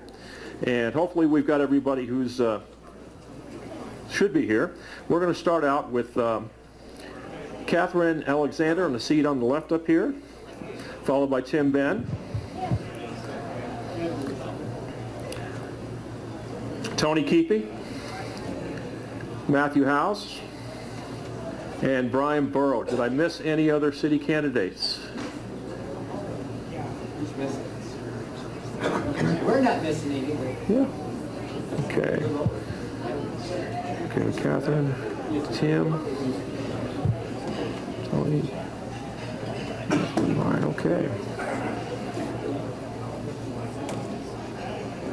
Okay, I think we're missing Matthew, but that's okay. Okay. Okay, well, let's start out with introductions. Catherine, we'll start with you, please. 3 minutes. Okay, so I'm Catherine Alexander. I'm running for Spokane City Council, District 1, Position 2. And I also believe in giving back a lot. I've spent the last several years working with my neighborhood council. I've been co-chair with Donna Fagan, and we've managed to grow that council. And we got our first budget thanks to Mike Fagan, and that allowed us to do concerts, and we're doing our own fundraising, and pretty soon we'll have money that we can really use for anything. We have a budget for the first time. Then I am also representative to the Community Assembly. The Community Assembly, for those who don't know, is formed from representatives of all of the neighborhood councils, and it acts as an advisory board to the city council. And I noticed that the community assembly didn't have a budget either. For 20 years it hadn't had a budget. So I did the unthinkable. I talked to the city council and asked for a budget. And we've had a budget for the last 2 years. With that budget, we were able to give money to the neighborhoods. So the neighborhoods could provide things to do in the neighborhood and increase their membership as well. So we've actually grown 8 neighborhoods in the last year, and I hope we do more this year. I'm a serial entrepreneur. I've been doing businesses all my life. One of my first businesses was a weaving and spinning store. I had the first weaving and spinning store in Detroit, Michigan, of all places, many years ago. And another business that I started was a nonprofit. It was called the Entrepreneurial Skills Center. We actually taught high school kids how to go into business. So they did their own business. We didn't talk about business. They actually started a business. So they got to the point, some of them, that they were asked to be bought by other adults. They hired their parents in some cases. They bought a new truck at 16 because they earned it. So I do understand business, and I do understand that it's small business that makes the world work. It's not big business as much as we'd like to think. It's small business. My biggest concerns in Spokane have to do with infrastructure. But infrastructure for me is not just streets and sidewalks, which it is, but it's also houses. In our city, half of our houses are rentals. And half of those rentals are owned by people who don't live even in Washington. So there needs to be a way of managing that housing stock for the good of the city.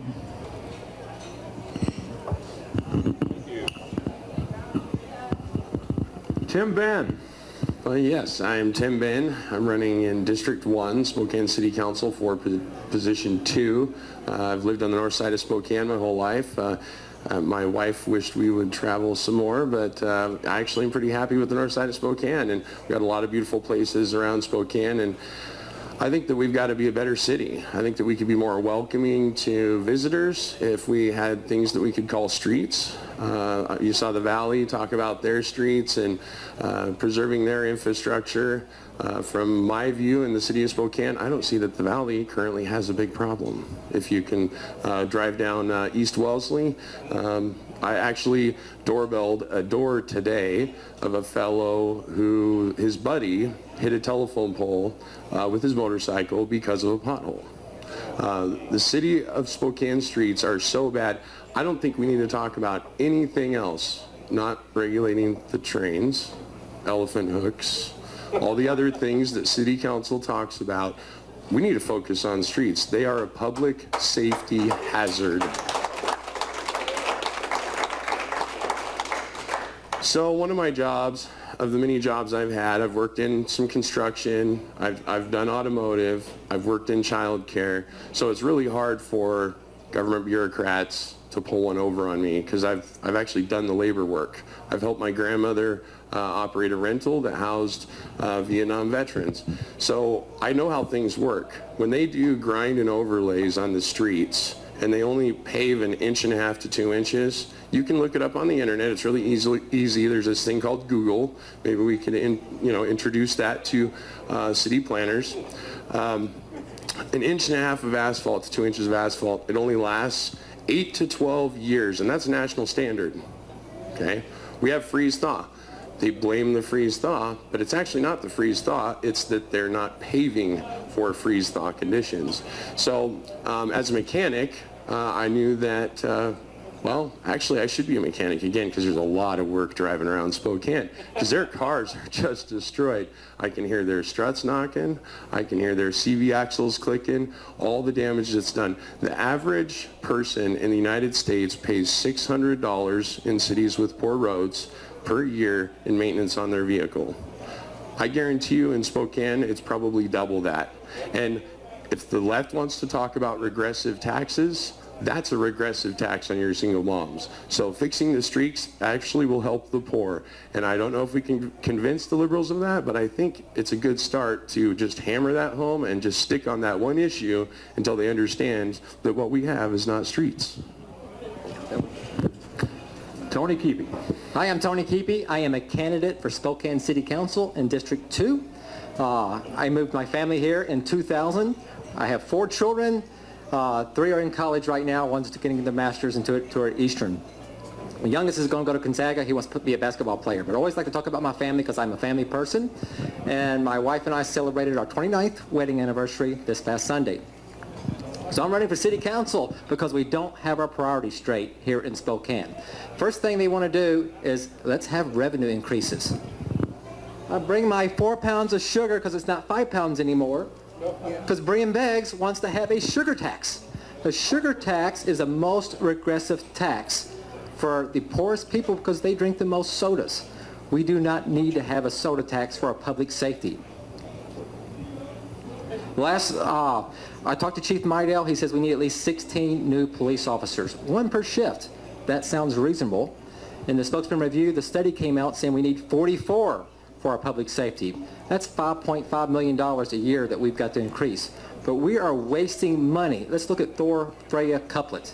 We spent $3 million last year just as a temporary Band-Aid. Now, I just found out this year we've been paving the Thor Freya Couplet again, not very deep like Tim was saying, and it's only a temporary fix. How many millions of dollars did we spend wasting on Thor Freya when we got to repave the whole street again? There's $10-15 million we have right here just for our public safety. Look at the Spokane Bridge to nowhere over Sprague. Now, $11 million we're up to right now. That $11 million could have bought good snow equipment to help you to get out of your streets, to plow our streets in 1 day versus 4 days. I'm also running on the road infrastructure. That's a big issue. I've had to buy 2 sets of tires for 2 cars this year. Hitting potholes, it's not safe. We've got to make a change, putting our money back into our resources with our public safety and our streets. Third issue I'm running on is being business friendly. The city council just made it a human right to have for housing. What does this mean to our landlords? This means if you have vouchers and they come knocking at your door first, you have to rent to that person first. You can't rent to the person that has the most money, the person that can afford that house. We do want affordable housing, but we can't depend on the landlords to pay for the housing. This is totally wrong. We can't run our local businesses off. Last year, the city council voted to start an ordinance for businesses. You have to have 2 hours of sick leave for 30 hours you work. This is awful. Businesses are really concerned. As I talk to businesses this summer, or this winter, December, people are going to be taking time off, sick time, when they're not sick, and they won't be able to operate their business. Thank you very much. And Brian Burrow. Thank you, Brian Burrow, running for City Council in District 3. Can I get a show of hands? Who here is from the city of Spokane? Okay, got a fair amount. Thanks for coming out tonight.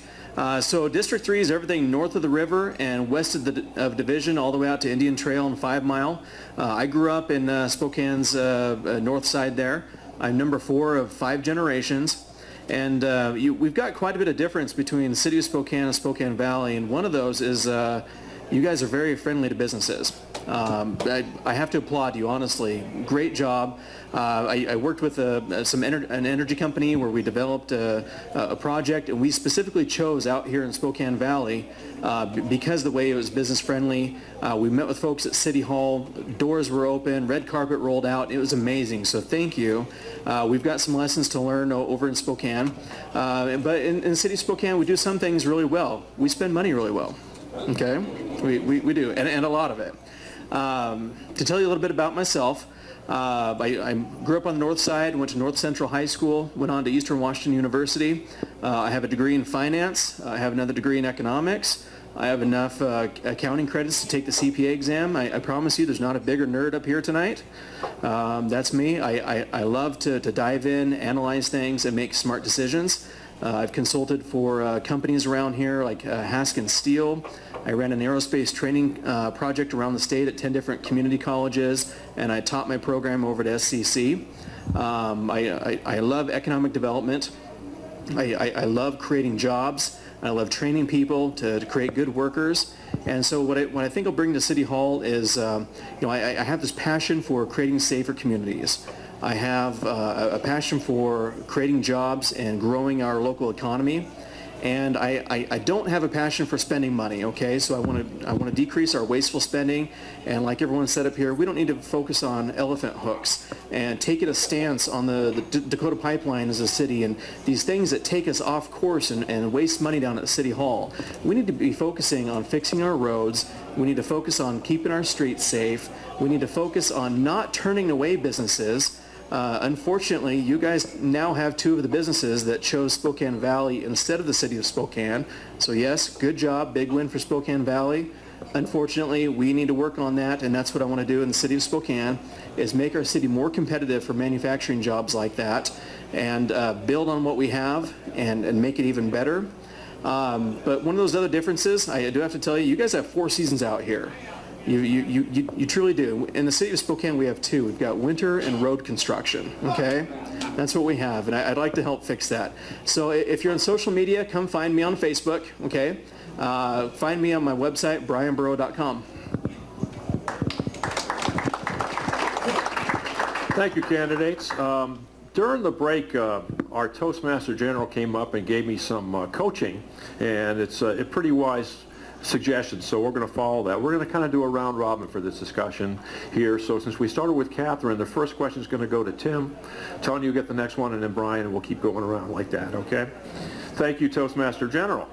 The first question I have is a multiple choice question.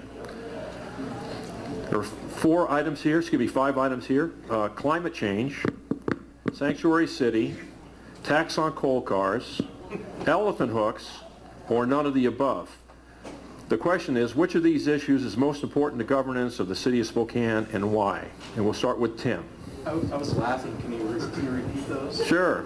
Climate change, sanctuary city, tax on coal cars, elephant hooks, and none of the above. Okay. Well, they already decided on the elephant hooks. So because the question was geared towards the city of Spokane, I can't just say none of the above because me as a candidate is not the city of Spokane currently. So do you want just none of the above, or do you want a real answer? You can go none of the above and give us an answer. Okay. What do you think is important? Well, I think none of the above is important, really, but it actually is important because we have a group from Pennsylvania, a guy named Thomas Lindsay, who actually wants to bankrupt municipal governments proving a point on climate change legislation. Envision Spokane has come to Spokane. They've already cost us millions of dollars. The sanctuary city issue, that could cost us money as well. Definitely, we don't want to lose federal funding for our streets. So, public safety, we don't want to lose money there either. So I think that we need to make sure that we still get the funding from the feds because we're sending the money over there with the jobs we do have left in Spokane. So there's a number of things with the current city council, and the climate change issue is going to hit us hard. Mike Fagan talked about it earlier. One of the tenets of, and I hope everyone shows up next Monday, one of the tenets is to bring us below 2005 levels. The problem is they've annexed the city. We have the airport. Are they going to stop the airlines, or are we going to have to quit heating our homes? So the mandates the city council is working on putting on the city is very detrimental. So while the issues, I don't care about them, but I deeply care about them because what our current city council is implementing is not only going to destroy our city and help the city of the Spokane Valley a lot, but it's also going to destroy our property values like Representative Maycomber pointed out. It's a tax shift. So the valley will have to pay more taxes because my house will eventually be worth nothing if we continue to see the city council implement what they're doing.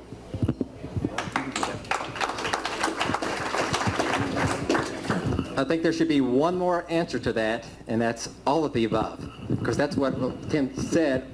Our city council is implementing all these issues. It's not city government responsibility. And by the way, the Spokesman Review just called me a conservative.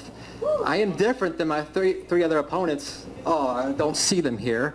I am a conservative, and I'm so proud that the Spokesman Review said that. Tony Keepy is a conservative. He's just like Mike Fagan, Rod Higgins, and John Ahern. What a great compliment that they gave me.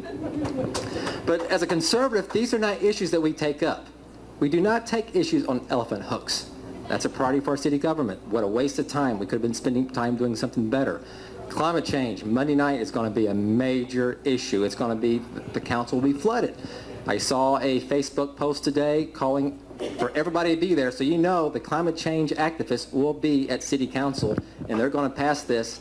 30% is what I read. They want to decrease carbon by 30%. Of 2005 levels. 2005 levels. How can we do that and be responsible for our businesses and grow our businesses and be business friendly? Spokesman Review also said, I want less regulation. They actually said no regulation, but my comment was less regulation. We're hurting our businesses, and we keep looking at these very left liberal issues. It hurts our economy. It hurts all of us.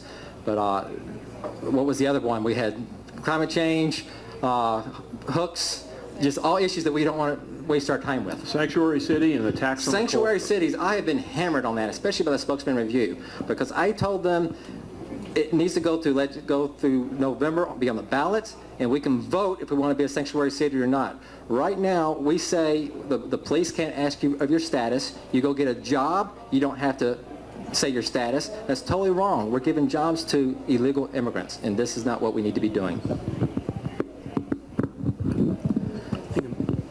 And Tony, it's okay to be conservative. Thank you. I love it. And I notice out here, when we say the Pledge of Allegiance, it's one nation under God. If you get too far up there, it's one nation, comma, under God. And out here, we believe that. Honestly, I love this group. And thank you for being here tonight. There's just a lot of wasted time down there at City Council. We don't need to be focusing on elephant hooks. We have real problems. We have problems with our homeless people. We have problems with mental health. We have problems in our government where we're hemorrhaging cash, raising taxes, looking at things like soda tax and these crazy things that just are not the responsibility of our city council. We need to be fixing roads and delivering water to people. And if I'm elected on city council, I'll help bring balance to that again. We're way too far to the left, focusing on all these issues that have absolutely no place down there. And when it comes to environmental issues, I've worked on that side before. I served on an advisory committee to our governor on biofuels. We did a giant study tracing every kind of feedstock that could come in. Can we make fuel out of garbage? Can we make fuel out of trees? Can we make fuel out of wheat? And I worked with Washington State University on this study, and we determined that the cost of this, the closest we got with Washington State University was down to about $7 a gallon for the biofuel made out of pine trees. And it's amazing stuff. I love it. I geek out on it. But the reality is that to take a stance as a city on that, we could completely ruin our economy by legislating that. We need to provide free market incentives if anything at all is going to happen. And we can't legislate our way out of these things and into this form of government they want. We need to provide free market solutions. What I'm hearing in all of these things really is a lack of representation. We really want government by the people, for the people, and at the people's level. And for me, what that really means is shifting how we make some of these decisions. It's the top-down approach to life, which is really what's been the irritating factor.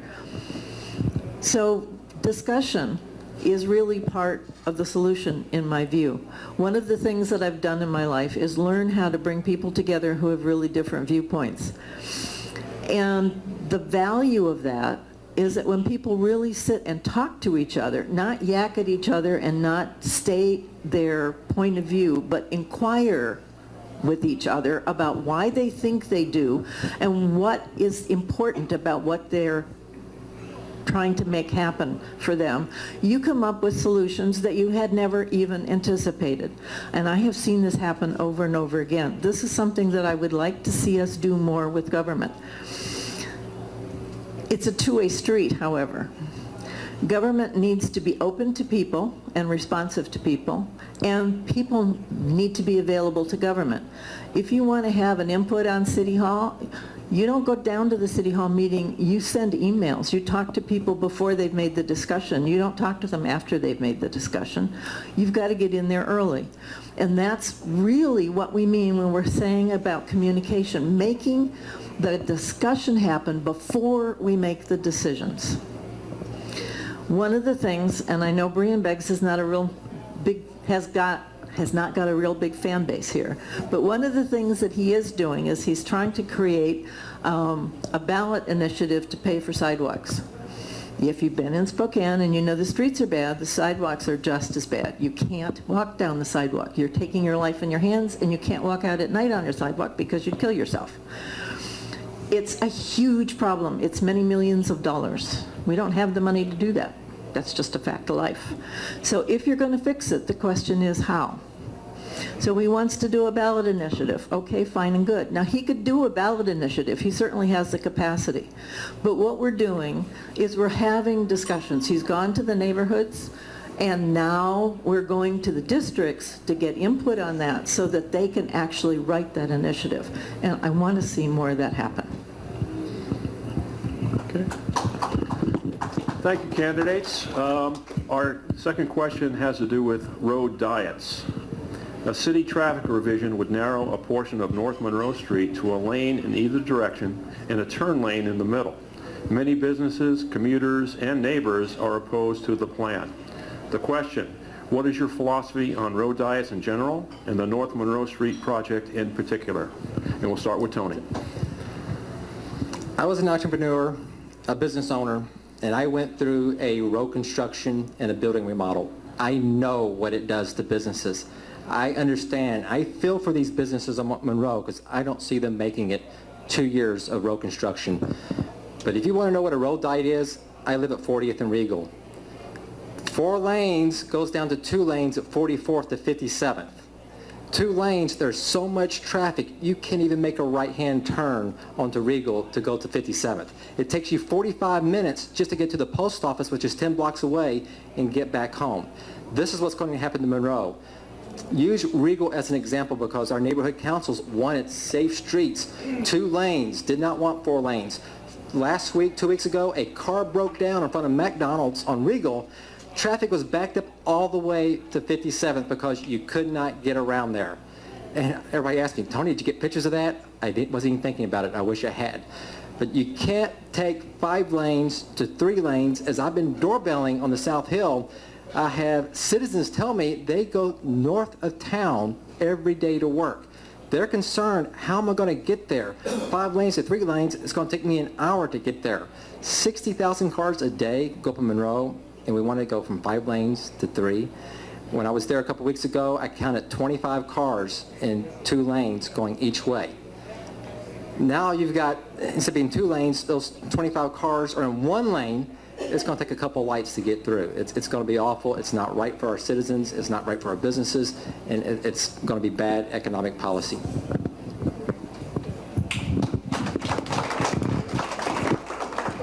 You said diet. I'm starting to feel self-conscious up here. Turn to the side a little bit. Hey, I don't like it. I've talked to a number of developers, and they say, you know what, great concept to make safe sidewalks, to make safe crossings. Wrong area of town. We don't have very many north-south corridors. I'm over on the west side of town where we take Maple and Ash everywhere we go. If I have to go all the way over to Division, I know it's going to be congested, and I know Monroe is kind of somewhere in between. And so if we block off Monroe, that's going to divert traffic over to Maple and Ash and clog that up. It's going to make Division even worse. We don't have that north-south freeway in yet. It's going to kill businesses. We have several businesses over there that just know they're going out.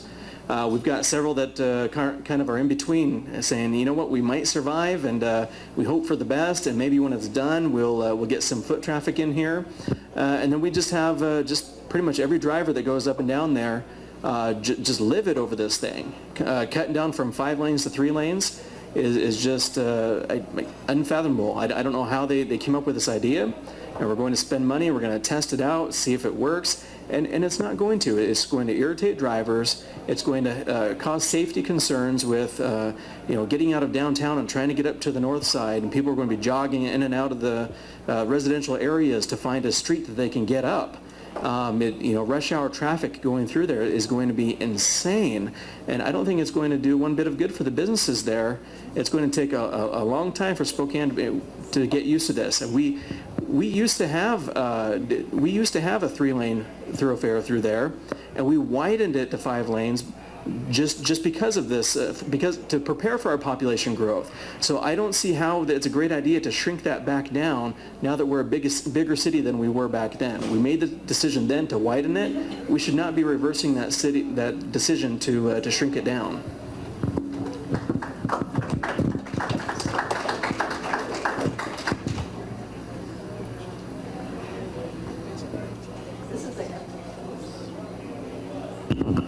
This is a bit of a conundrum for me.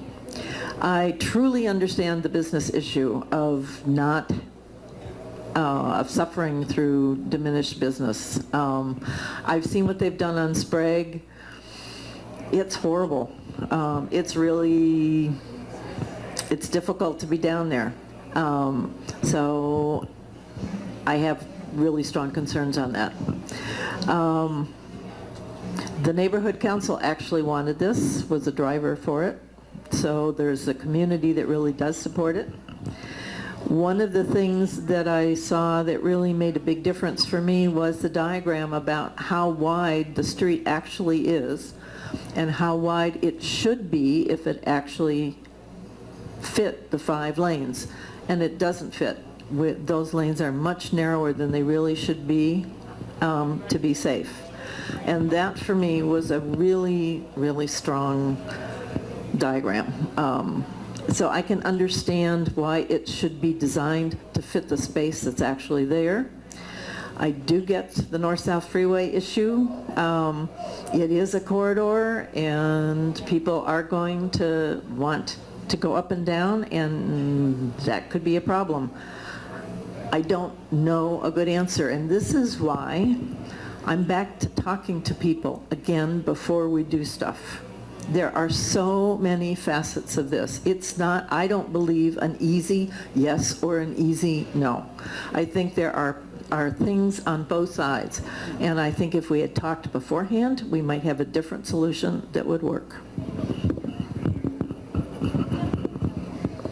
Okay, road diets. I just love all the new terminology. I think we already have road diets in Spokane all over. There's asphalt just sloughing away all the time. So we already have them. We don't need to implement more.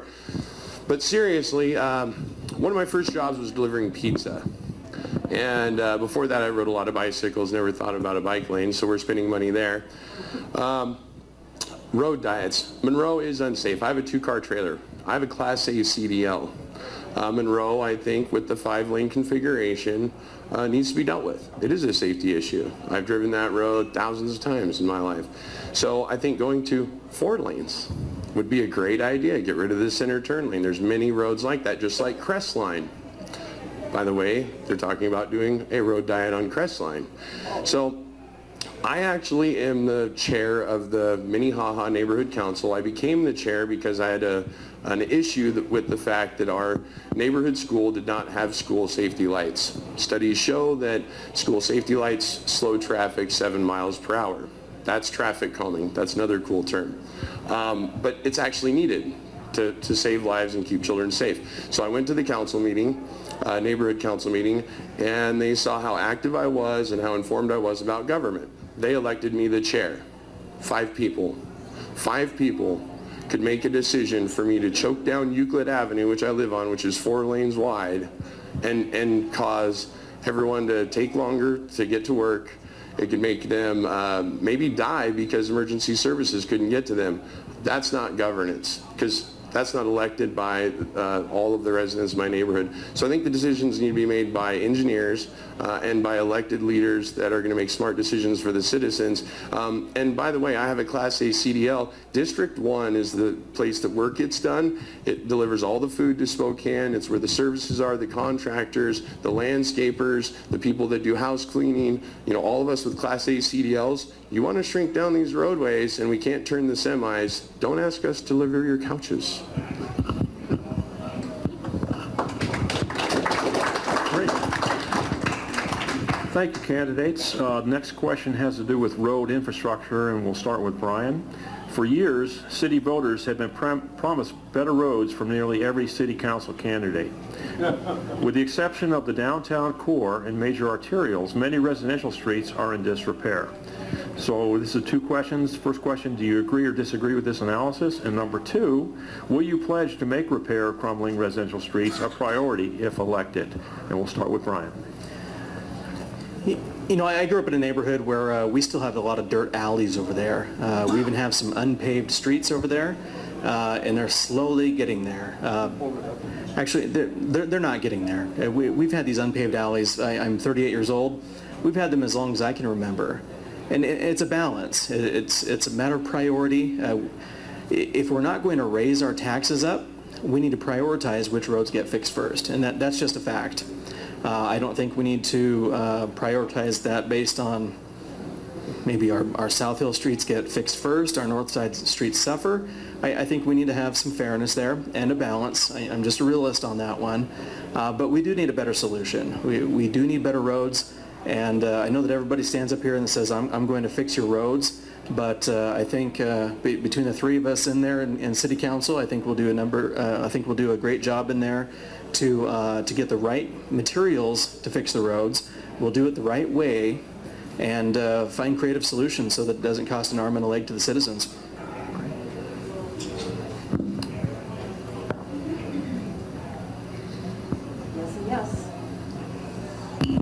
Yes and yes. Roads are huge. We have 210,000 miles of roads in Spokane. We have 25 people who work in 2 shifts to repair those roads. Anybody see a problem? We are funding our infrastructure at the same rate as we did in the 80s. That goes for police, firemen, and the city streets.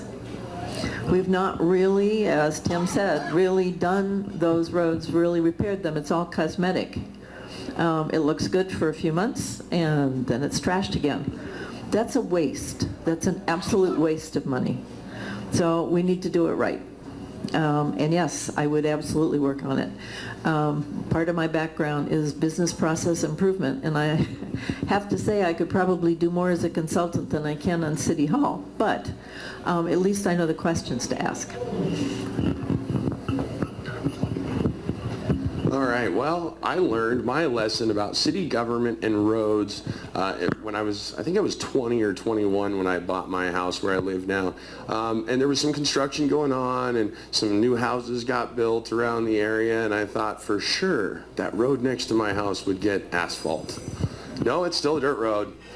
If they want to save the climate and clean up air, they can start covering some dirt roads. So I'll tell you, when they did the other road construction, which actually didn't fix the road, it was a thin grind and overlay, so it's only going to last a few years anyway, so they'll be back again. The traffic uses my dirt road, and everything in my house now looks like I live in the woods. So, but I pay the taxes in the city. My house is a 1911 house. I figured, 1911 house, it's probably paid enough property taxes to pave the road by now. As far as residential streets are concerned, one of the things we need to do is those thin grind and overlays that fall apart in 2 or 3 years with, freeze and thaw that we're doing on the arterials. That's what we need to do on the side streets, and we need to actually pave the arterials. So the other big issue that we have is the underground infrastructure. We're too busy building monuments for city council members. The one that's spearing the taxpayer downtown on the island. Okay, we're too busy building those, and we're not fixing underground infrastructure. The pipes that are out in front of my house and many other people's houses in this city are at the sewage pipes are actually still just oak boards covered in tar that the sewage runs down. So I think we've got to start paying attention to infrastructure and less spearing the taxpayer monuments. This goes to what are our priorities, what are our needs. Right now we're spending all our money on our wants, not our needs. The streets, I taught my son when he turned 16 7 years ago how to drive on the South Hill. I said, make a left on Crestline, make a right on 47th. Now we're at the Spokane, the sports complex, South Hill Sports Complex. Make a left. I laughed so hard. Winston, you have to learn how to drive on our streets. These are the potholes that we get no matter where you go. A couple months ago, my neighbor was walking her dogs. She tripped on the sidewalk across the street from my house. She was knocked out for a few minutes. Cars on Thurston did not stop to help her out. I happened to be home Saturday afternoon. She walked to my house, about 70 years old, crying, please help me. I fell on the street. Nobody stopped to help me. I took her to the hospital. Going down 40th, I'm so sorry. I'm so sorry. Every bump, she would scream in pain because it hurt her that much because of her shoulder. She displaced her shoulder, busted her thumb, and her lip was bleeding. But our street should never be like that. We're worse than a third world country. It's time we fix them all. When you go up to the South Hill, we've got all these streets that are not paved. Cuba, they just paved 37th and Havana, and all the cars are going down Cuba making all this dust. This is not right. We've got to give basic infrastructure to our citizens. This is a priority. This is important. What was the other issue? I guess that I'm closing now since I lost my thought. Pave Cuba. Pave Cuba. Yeah, Cuba's paved. That's right. Residential streets. What are our priorities? We don't need to raise taxes. We have money. If we stop wasting money, we can fix our streets and give you the infrastructure you need. Very good. Thank you, Tony. And just to finalize this question here, will you pledge to make repair of crumbling residential streets a priority if elected? We'll start with Brian. It's a yes/no question. Yes. Okay. Yep. Absolutely. I'm running on public safety and road infrastructure. Number one priority. Very good. Everything streets, residential, the sidewalks. We got to get rid of complete streets and start taking care of the streets we have. Yes, streets and alleys, actually. I don't use my alley because my car would die in the hole behind my house. Very good. Thank you. The last question I have before we go to the audience, and this is only going to affect those candidates vying for the same position, and that would be Catherine and Tim. What question would you like to ask your opponent? And we'll start with Catherine.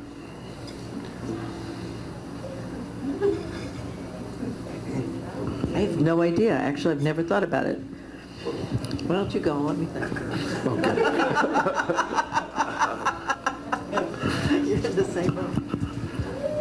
Yeah, that's tough. There's so many questions that could be asked. I've lived in the city. I've owned my home for so many years. I could ask her a lot of questions. How long have you lived in Spokane? I've lived in Spokane 3 years, and that has given me fresh eyes to see things. If I had lived here longer, we probably still would not have money for the community assembly. Al French decided that was not a good idea for the community assembly, and so he nixed the budget that got the community assembly passed and instituted, and isn't that wonderful? And 20 years later, we're in the same boat because nobody said, well, maybe it's time for a budget. So sometimes fresh eyes make a difference. So I guess I would ask you, what would you do for the neighborhoods? Well, for the neighborhoods, I'd give them representation instead of just telling them they have to have a neighborhood council represent them that are unelected. I would say that they need to come to me as a city council member when they have problems, and that the neighborhoods are my focus. Right now we have a city council who's focused on international trade, oil, coal, energy, all sorts of different things, and I want to represent, they have bicycles, I would represent them and their needs with concern of the city council, within the power of the city council, and how I would serve the neighborhoods is there would be more money for the neighborhoods if we didn't have a city council that was continually getting sued. Great, very good. Well, at this time, I'd like to open it up for questions from the floor, and if we can get our mic runners to prepare. Just to review the rules one more time on timing, we'd like you to keep your answer or your question to 20 seconds. Please, no speechifying, just get the question up there and let the folks answer it. Be respectful and remember the 3 B's. Be brief, be concise, and be gone. My question's for Catherine Alexander. I've lived in my neighborhood for 15 years. I live on Crestline Street, and you say the community committees have been out questioning people. They've never talked to me or any of my family or any of my neighbors. How do you address this? Because you're trying to choke down Crestline. Well, we're not trying to choke down Crestline. That's something that the city decided to do. We have had the city come to our city council or to our neighborhood council meetings and talk about that. We advertised it heavily. We didn't get hardly anybody there.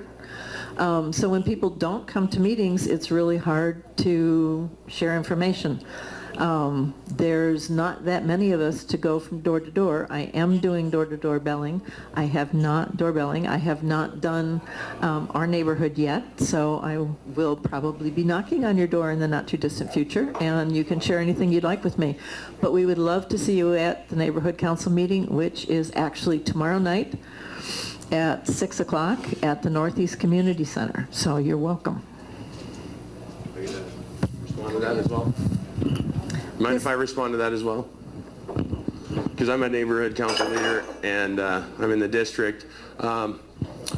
As far as the neighborhood councils go, I think what we need to do is restructure the power they have so they're not making major infrastructure changes as far as the community. But I think the neighborhood councils do have some value as far as they do neighborhood activities like garbage days. They have where everybody can bring their garbage, and there's some dumpster drop-offs to clean up like the houses that are behind your house, all up and down Martin and Napa, where there's abandoned houses and the homeless are dumping trash. The neighborhood can clean that up.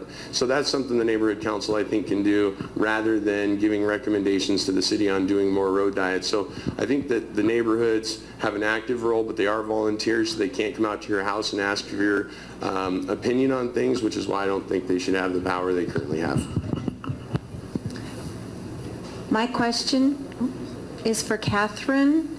On your website and your flyer, stated that you are in favor of rentals and private homes being painted regularly, yards always mowed, things like that to be beautified. Are you in favor of a rental registry that would include homes? And the second question to that, are you in favor of finding those whose places aren't beautiful? What I'm in favor of is having a dialogue about taking care of homes.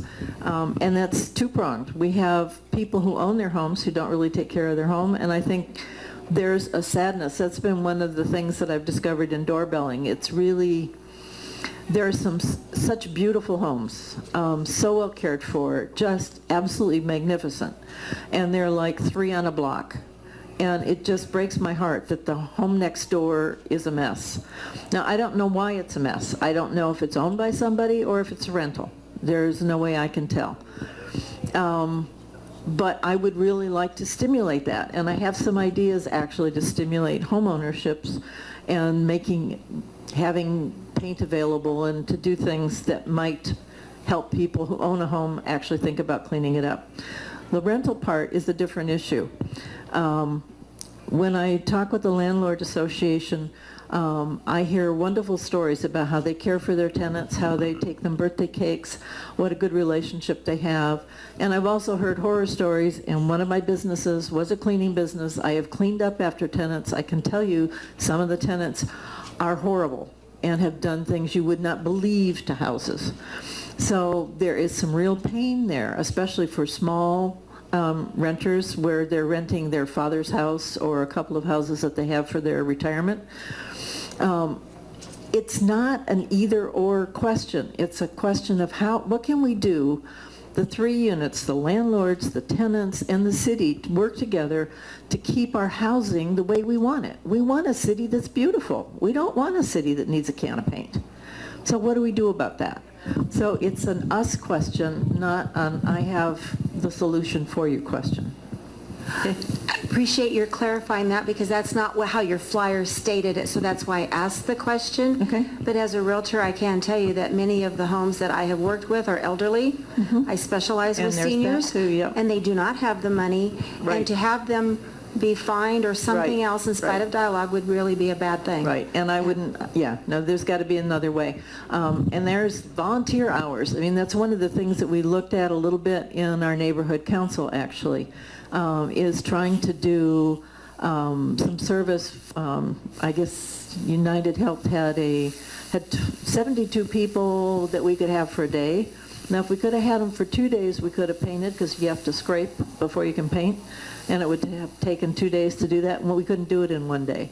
But we did pick out a bunch of houses, and if the people were economically challenged, then we could come in and help, and that's something that I'd like to see us do.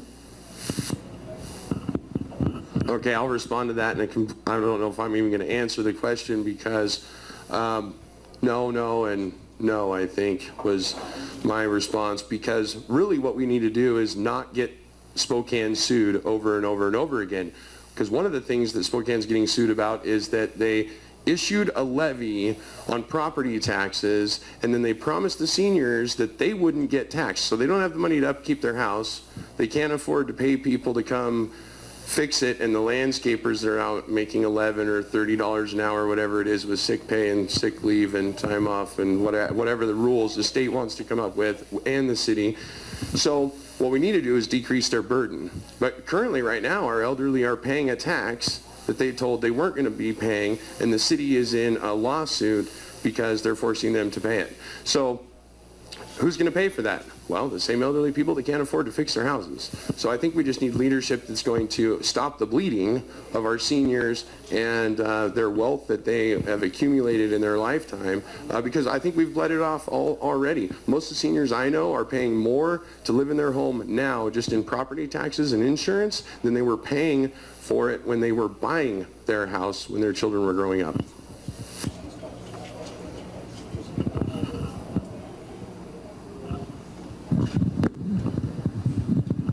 Thank you. So I'm hearing all kinds of new vocabulary, neighborhood councils, budgets for neighborhood councils.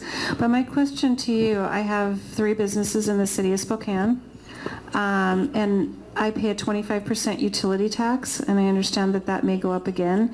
So what that means to me is, for the city of Spokane, I pay in one business alone $1,200 a month. This is a daycare center. So what are your feelings about that tax? Who's starting? Is there somebody you wanted to answer that question, or is it for all of us? All right, let's start with Tim. Well, the utility tax is high.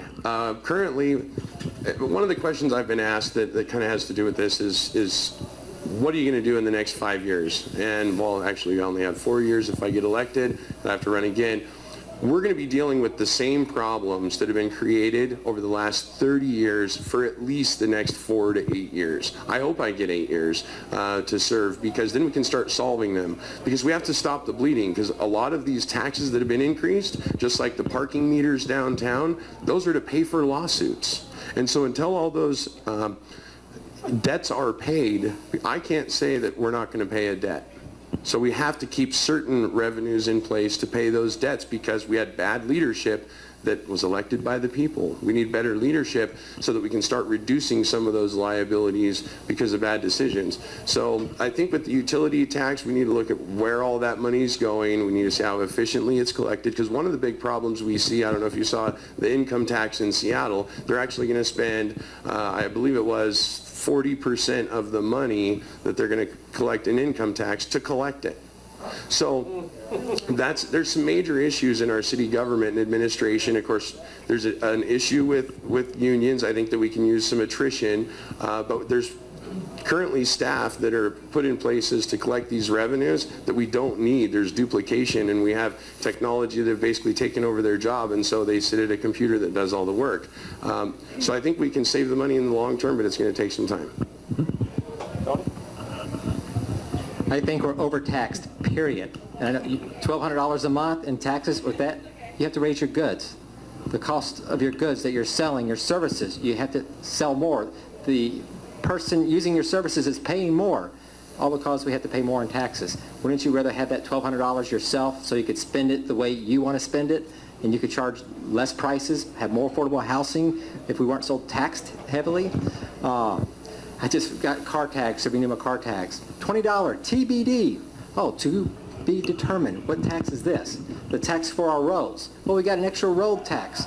Now we're just overtaxed. We've got to spend our money wisely. Right now, my opponent wants to raise taxes. That's the answer to everything. Let's increase revenues. Sidewalks. Oh, these neighborhoods need new sidewalks. Let's increase revenues for everybody, not just the neighborhoods that need new sidewalks. That's not the government's responsibility to raise taxes and spend more, because they just waste it. We're better off with that money in our own pockets. You know, I can understand the pain that you're going through. I'm an economist by training and by profession. And my mother owns a daycare, and I see when you take state-paid children in there, you have a set amount that you get for that child. And so if you have a tax imposed on you, it cuts right into your bottom line. You cannot charge more to watch that kid because you're getting a set amount from the state for that child that you're watching. And so it just shrinks your margin right down. And I think we have people in City Hall who just don't understand the reality of what it takes to run a business. We have people in there who have come from the government side and the nonprofit side who have never had to go out and sell a good or a service and earn a profit and put food on their table that way. And I think that's what's happened when we get complacent and we start to sleep and we let these people get voted into our city council, is we get stuff like that happening. And I think we need to wake up and get some better candidates in there who can advocate for small businesses.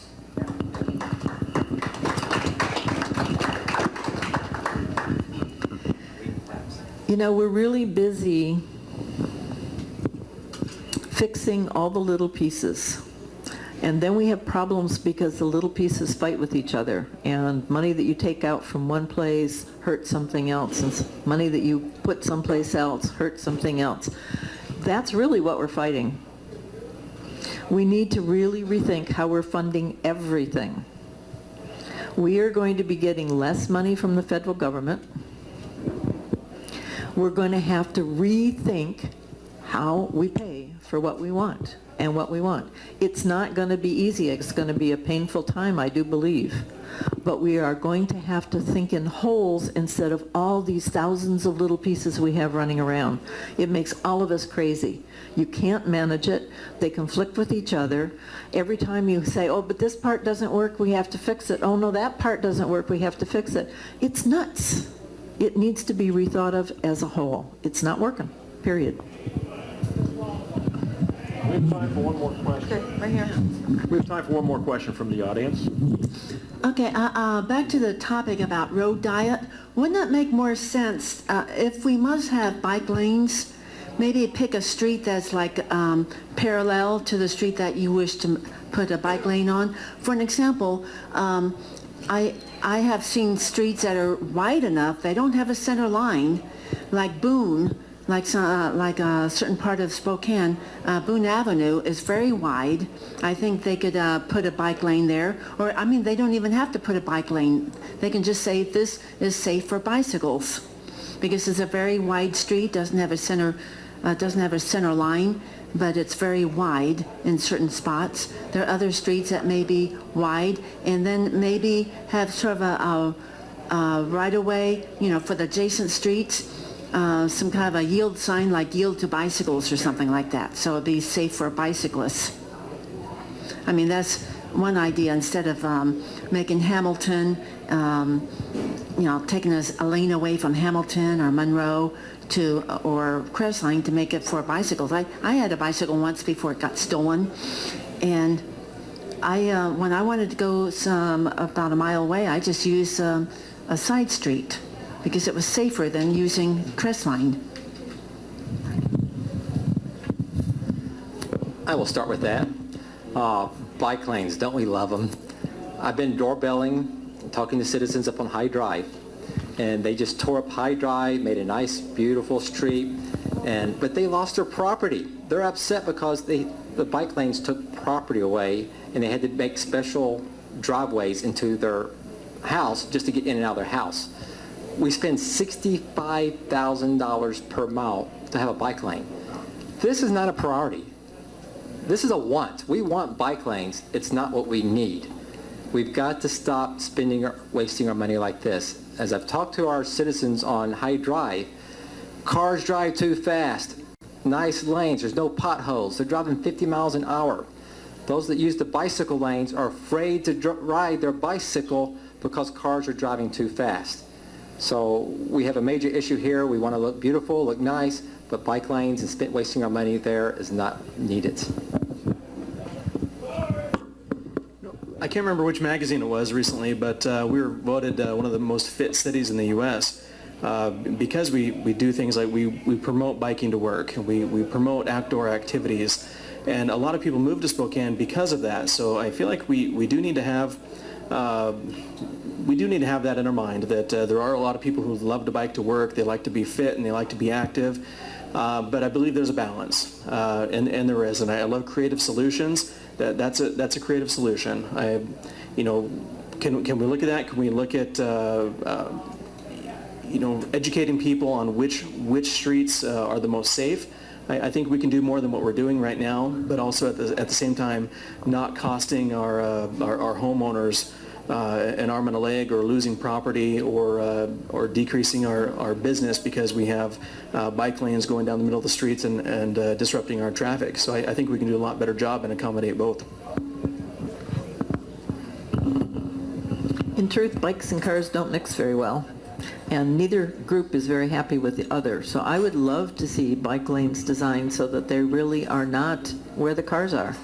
I think it would add beauty to the city, actually.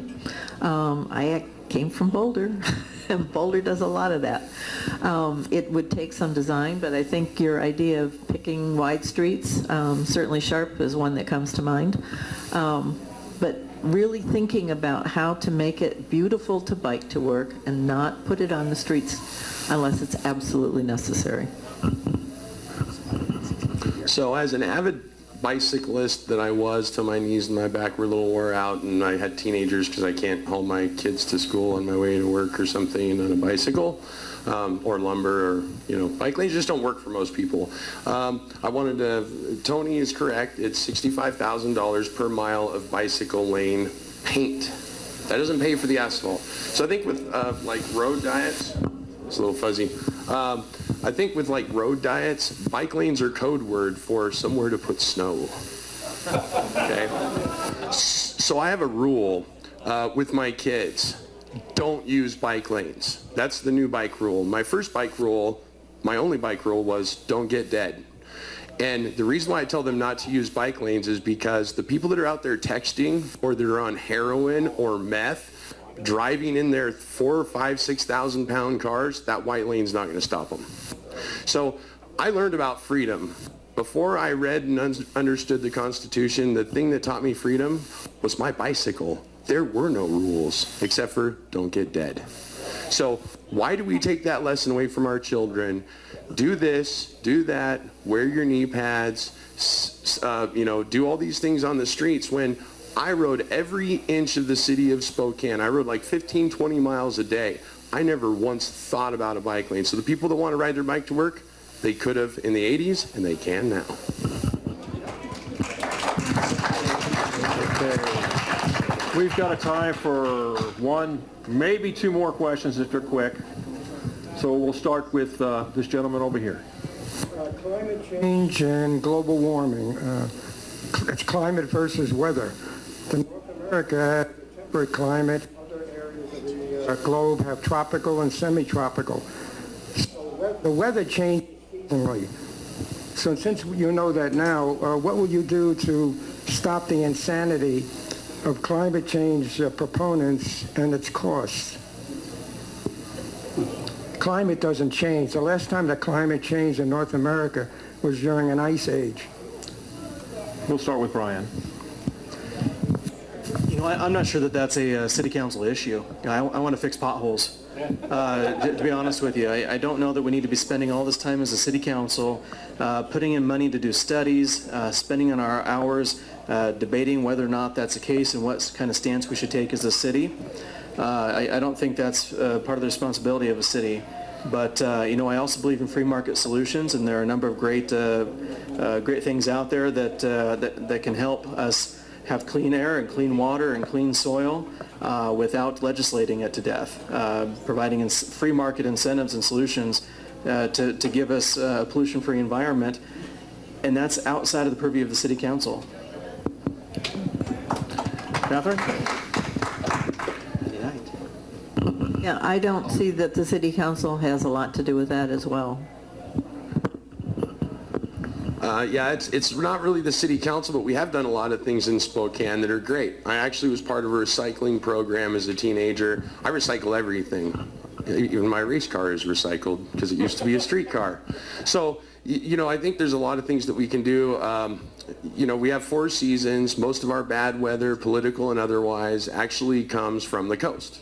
So the best way to solve climate change in Spokane, I know we have a representative here that's talking about maybe doing 2 states. That would help the climate in Spokane economically and otherwise. But as far as, you know, the temperature goes, I don't trust the weatherman and I don't trust the climate science. I have one saying, whether or not there's weather, there's always weather. So, does that make sense? That's from Boy Scouts. I've been a Scout volunteer for years and years. But it's not a city issue. Monday night, it's going to be a city issue. This is why we have to take the 3 people out of city council so we don't take up issues like this. We can change the whole dynamics of our city council by electing 3 of us up here as a conservative city council. That's what we need to be focused on. We need your help. We need your support so we're not talking about nonsense on climate change for a city. Well, folks, we thought we had time for one more question. I apologize. We're starting to lose batteries on our systems up here, so we're going to have to wrap it up. So very, very briefly, if we could have each of you with a very, very quick closing comment. We'll start with Catherine. Infrastructure. That's the issue. Infrastructure. We have to quit getting sued. Okay, that's city council. River Park Square, the taxes that are going on with the elderly we're getting sued on, sexual harassment, police issues. We keep getting sued. All the lawsuits, if you add them up over the last 20 years, we'd have good streets. So we need leadership that is going to have the foresight to see the lawsuits coming. We're not trying to stop the trains. We're not trying to invite people that are breaking federal law. We need to deal with those issues on our city council. We need leadership that's going to do that. I want to focus on those issues. I need your help to get elected. I have some signs in the back. If you have an address you'd like a sign delivered, talk to Fred. He's Fred the Marine wearing the black hat. Go to my Facebook page, my website. Donate all you can, because if you don't donate to my campaign, you're going to donate to the current city council because they're going to raise your taxes. Amen. It's time to get back to basics. We're no longer spending money on our needs, but on our wants. What are our priorities? This is when you elect me, we're going to look at our priorities. Our priorities are our road infrastructure, our public safety. After that, after we fund those 2 areas, everything else is extra. But let's use our money wisely. We don't need to increase taxes. We don't need more revenue to get all these nice feel-good things that the current city council is doing. Let's get back to good, basic government. With bike lanes, I read that we spent over $10 million on just striping our bike lanes over the past several years. $10 million, what a waste of money, where we could have had more snow plows to plow our streets in 1 day instead of 4 days. We got to think what's best for our citizens by setting our priorities straight. We've said a lot of stuff up here tonight, and if you can remember something about me, just remember yes, yes, and no. And what that is yes to a safe community, and yes to economic development and job growth, and no to wasteful spending. On your way out, grab one of these. Come check me out online, brianburrow.com. Find me on Facebook, and interact with me. I love to interact with folks online. I work as a project manager during the day, and I've got some time where I can get on there and I can actually talk interactively with you. And so ask me questions. Come out, doorbell with me, wave some signs with me. I'd love to get to know you and help get Candace Mum out of there and bring some more balance back to City Council. Thank you very much. Let's hear it for the Spokane Valley, City Spokane Council candidates. Thank you very much. Thanks for coming, and again, thanks for stepping up to the plate. To the audience, thank you for coming. Thank you for your attentiveness, for the good questions that you had, and for being respectful of our candidates. At this point, I'm going to turn it over to John, and we're going to wrap it up. Thanks again. Thank you, John. We appreciate all of you coming tonight. It's kind of a long event, but we really appreciate the comments and that you all hung around. And so, stick around and talk to the candidates a little bit more. And if you feel in your heart, please contribute. It's always good to be able to pay our bills. Thank you very much, and good night.